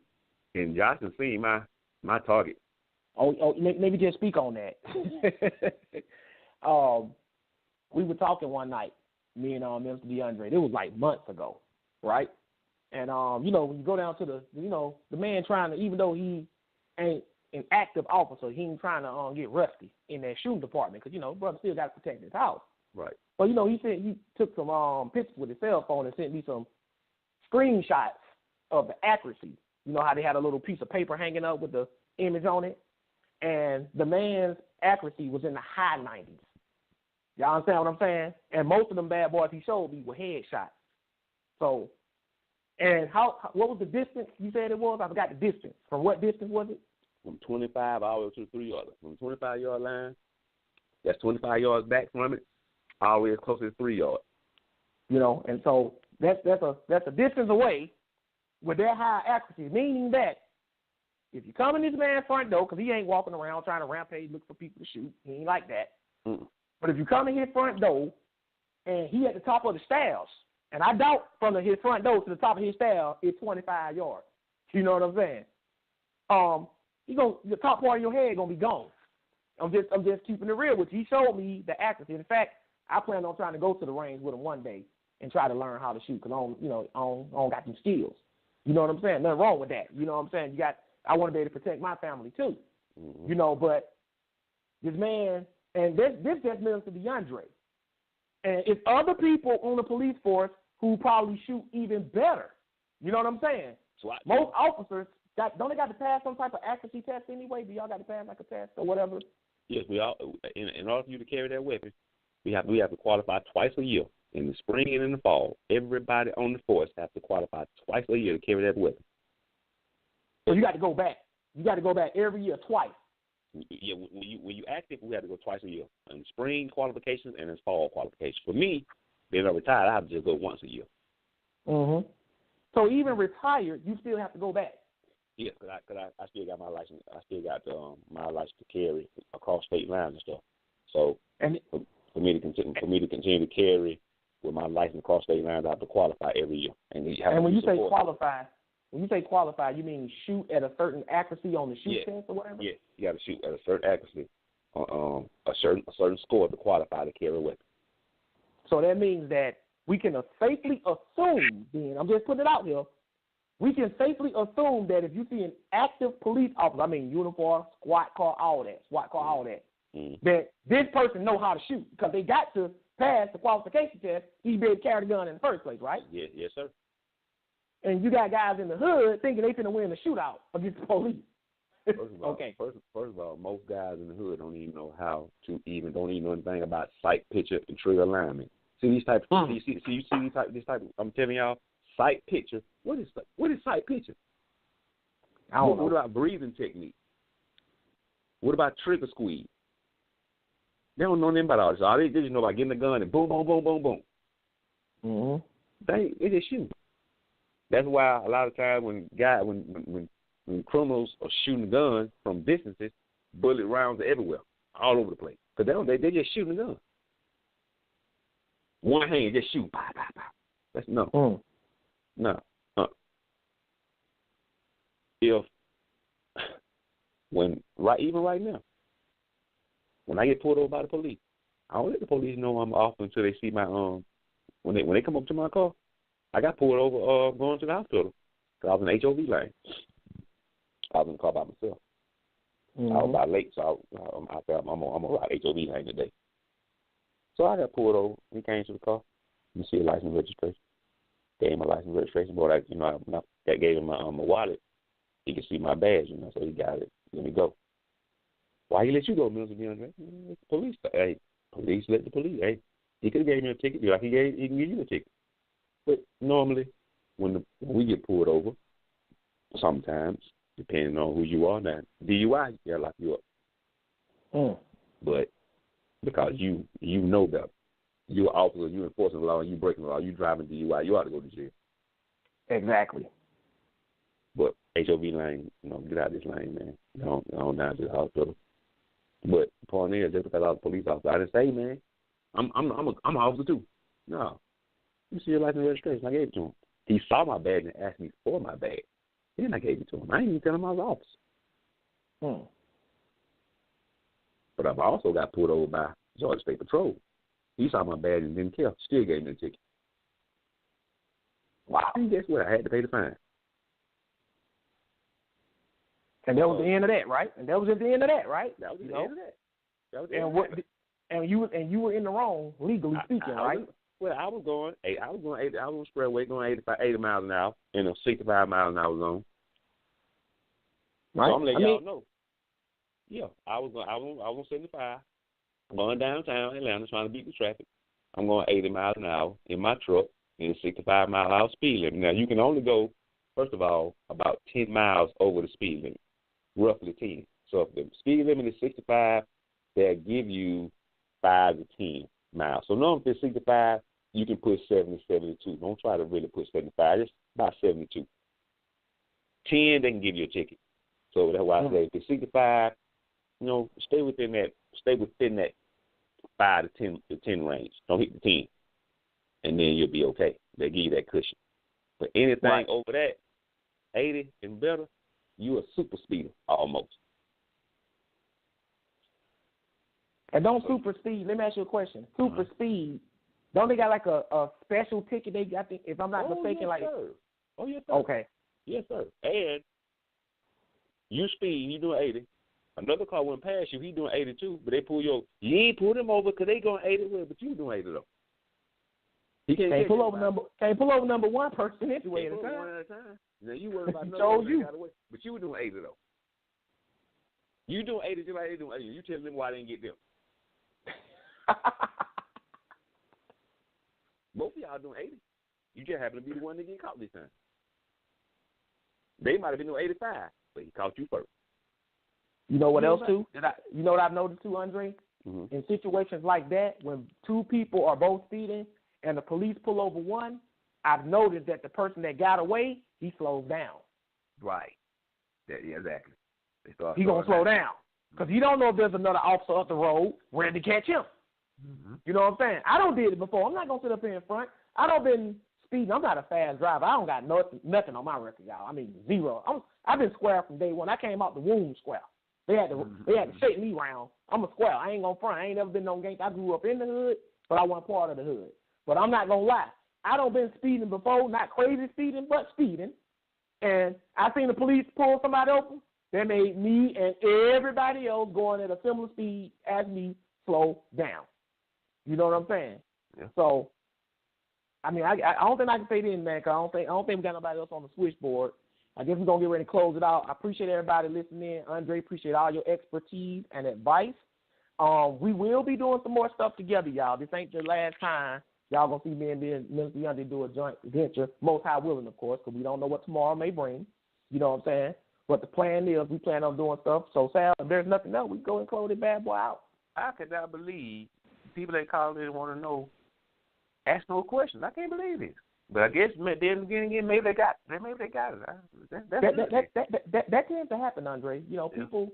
Sometimes you have a question. I've had people tell me that before. Like I was gonna call in because I had a question, but you answered it before I had a chance to get on the switchboard. So you know that happens. But you know, I just hope that we were able to edify some people and let people know that we don't supposed to be profiling nobody, not the police, not any race of people. We don't supposed to be doing that. We supposed to be servants of the Most High. We trying to get you into the kingdom. We ain't trying to glorify ourselves. So that's all I have to say. Let me say one more thing before we go. I'm gonna give y'all some homework.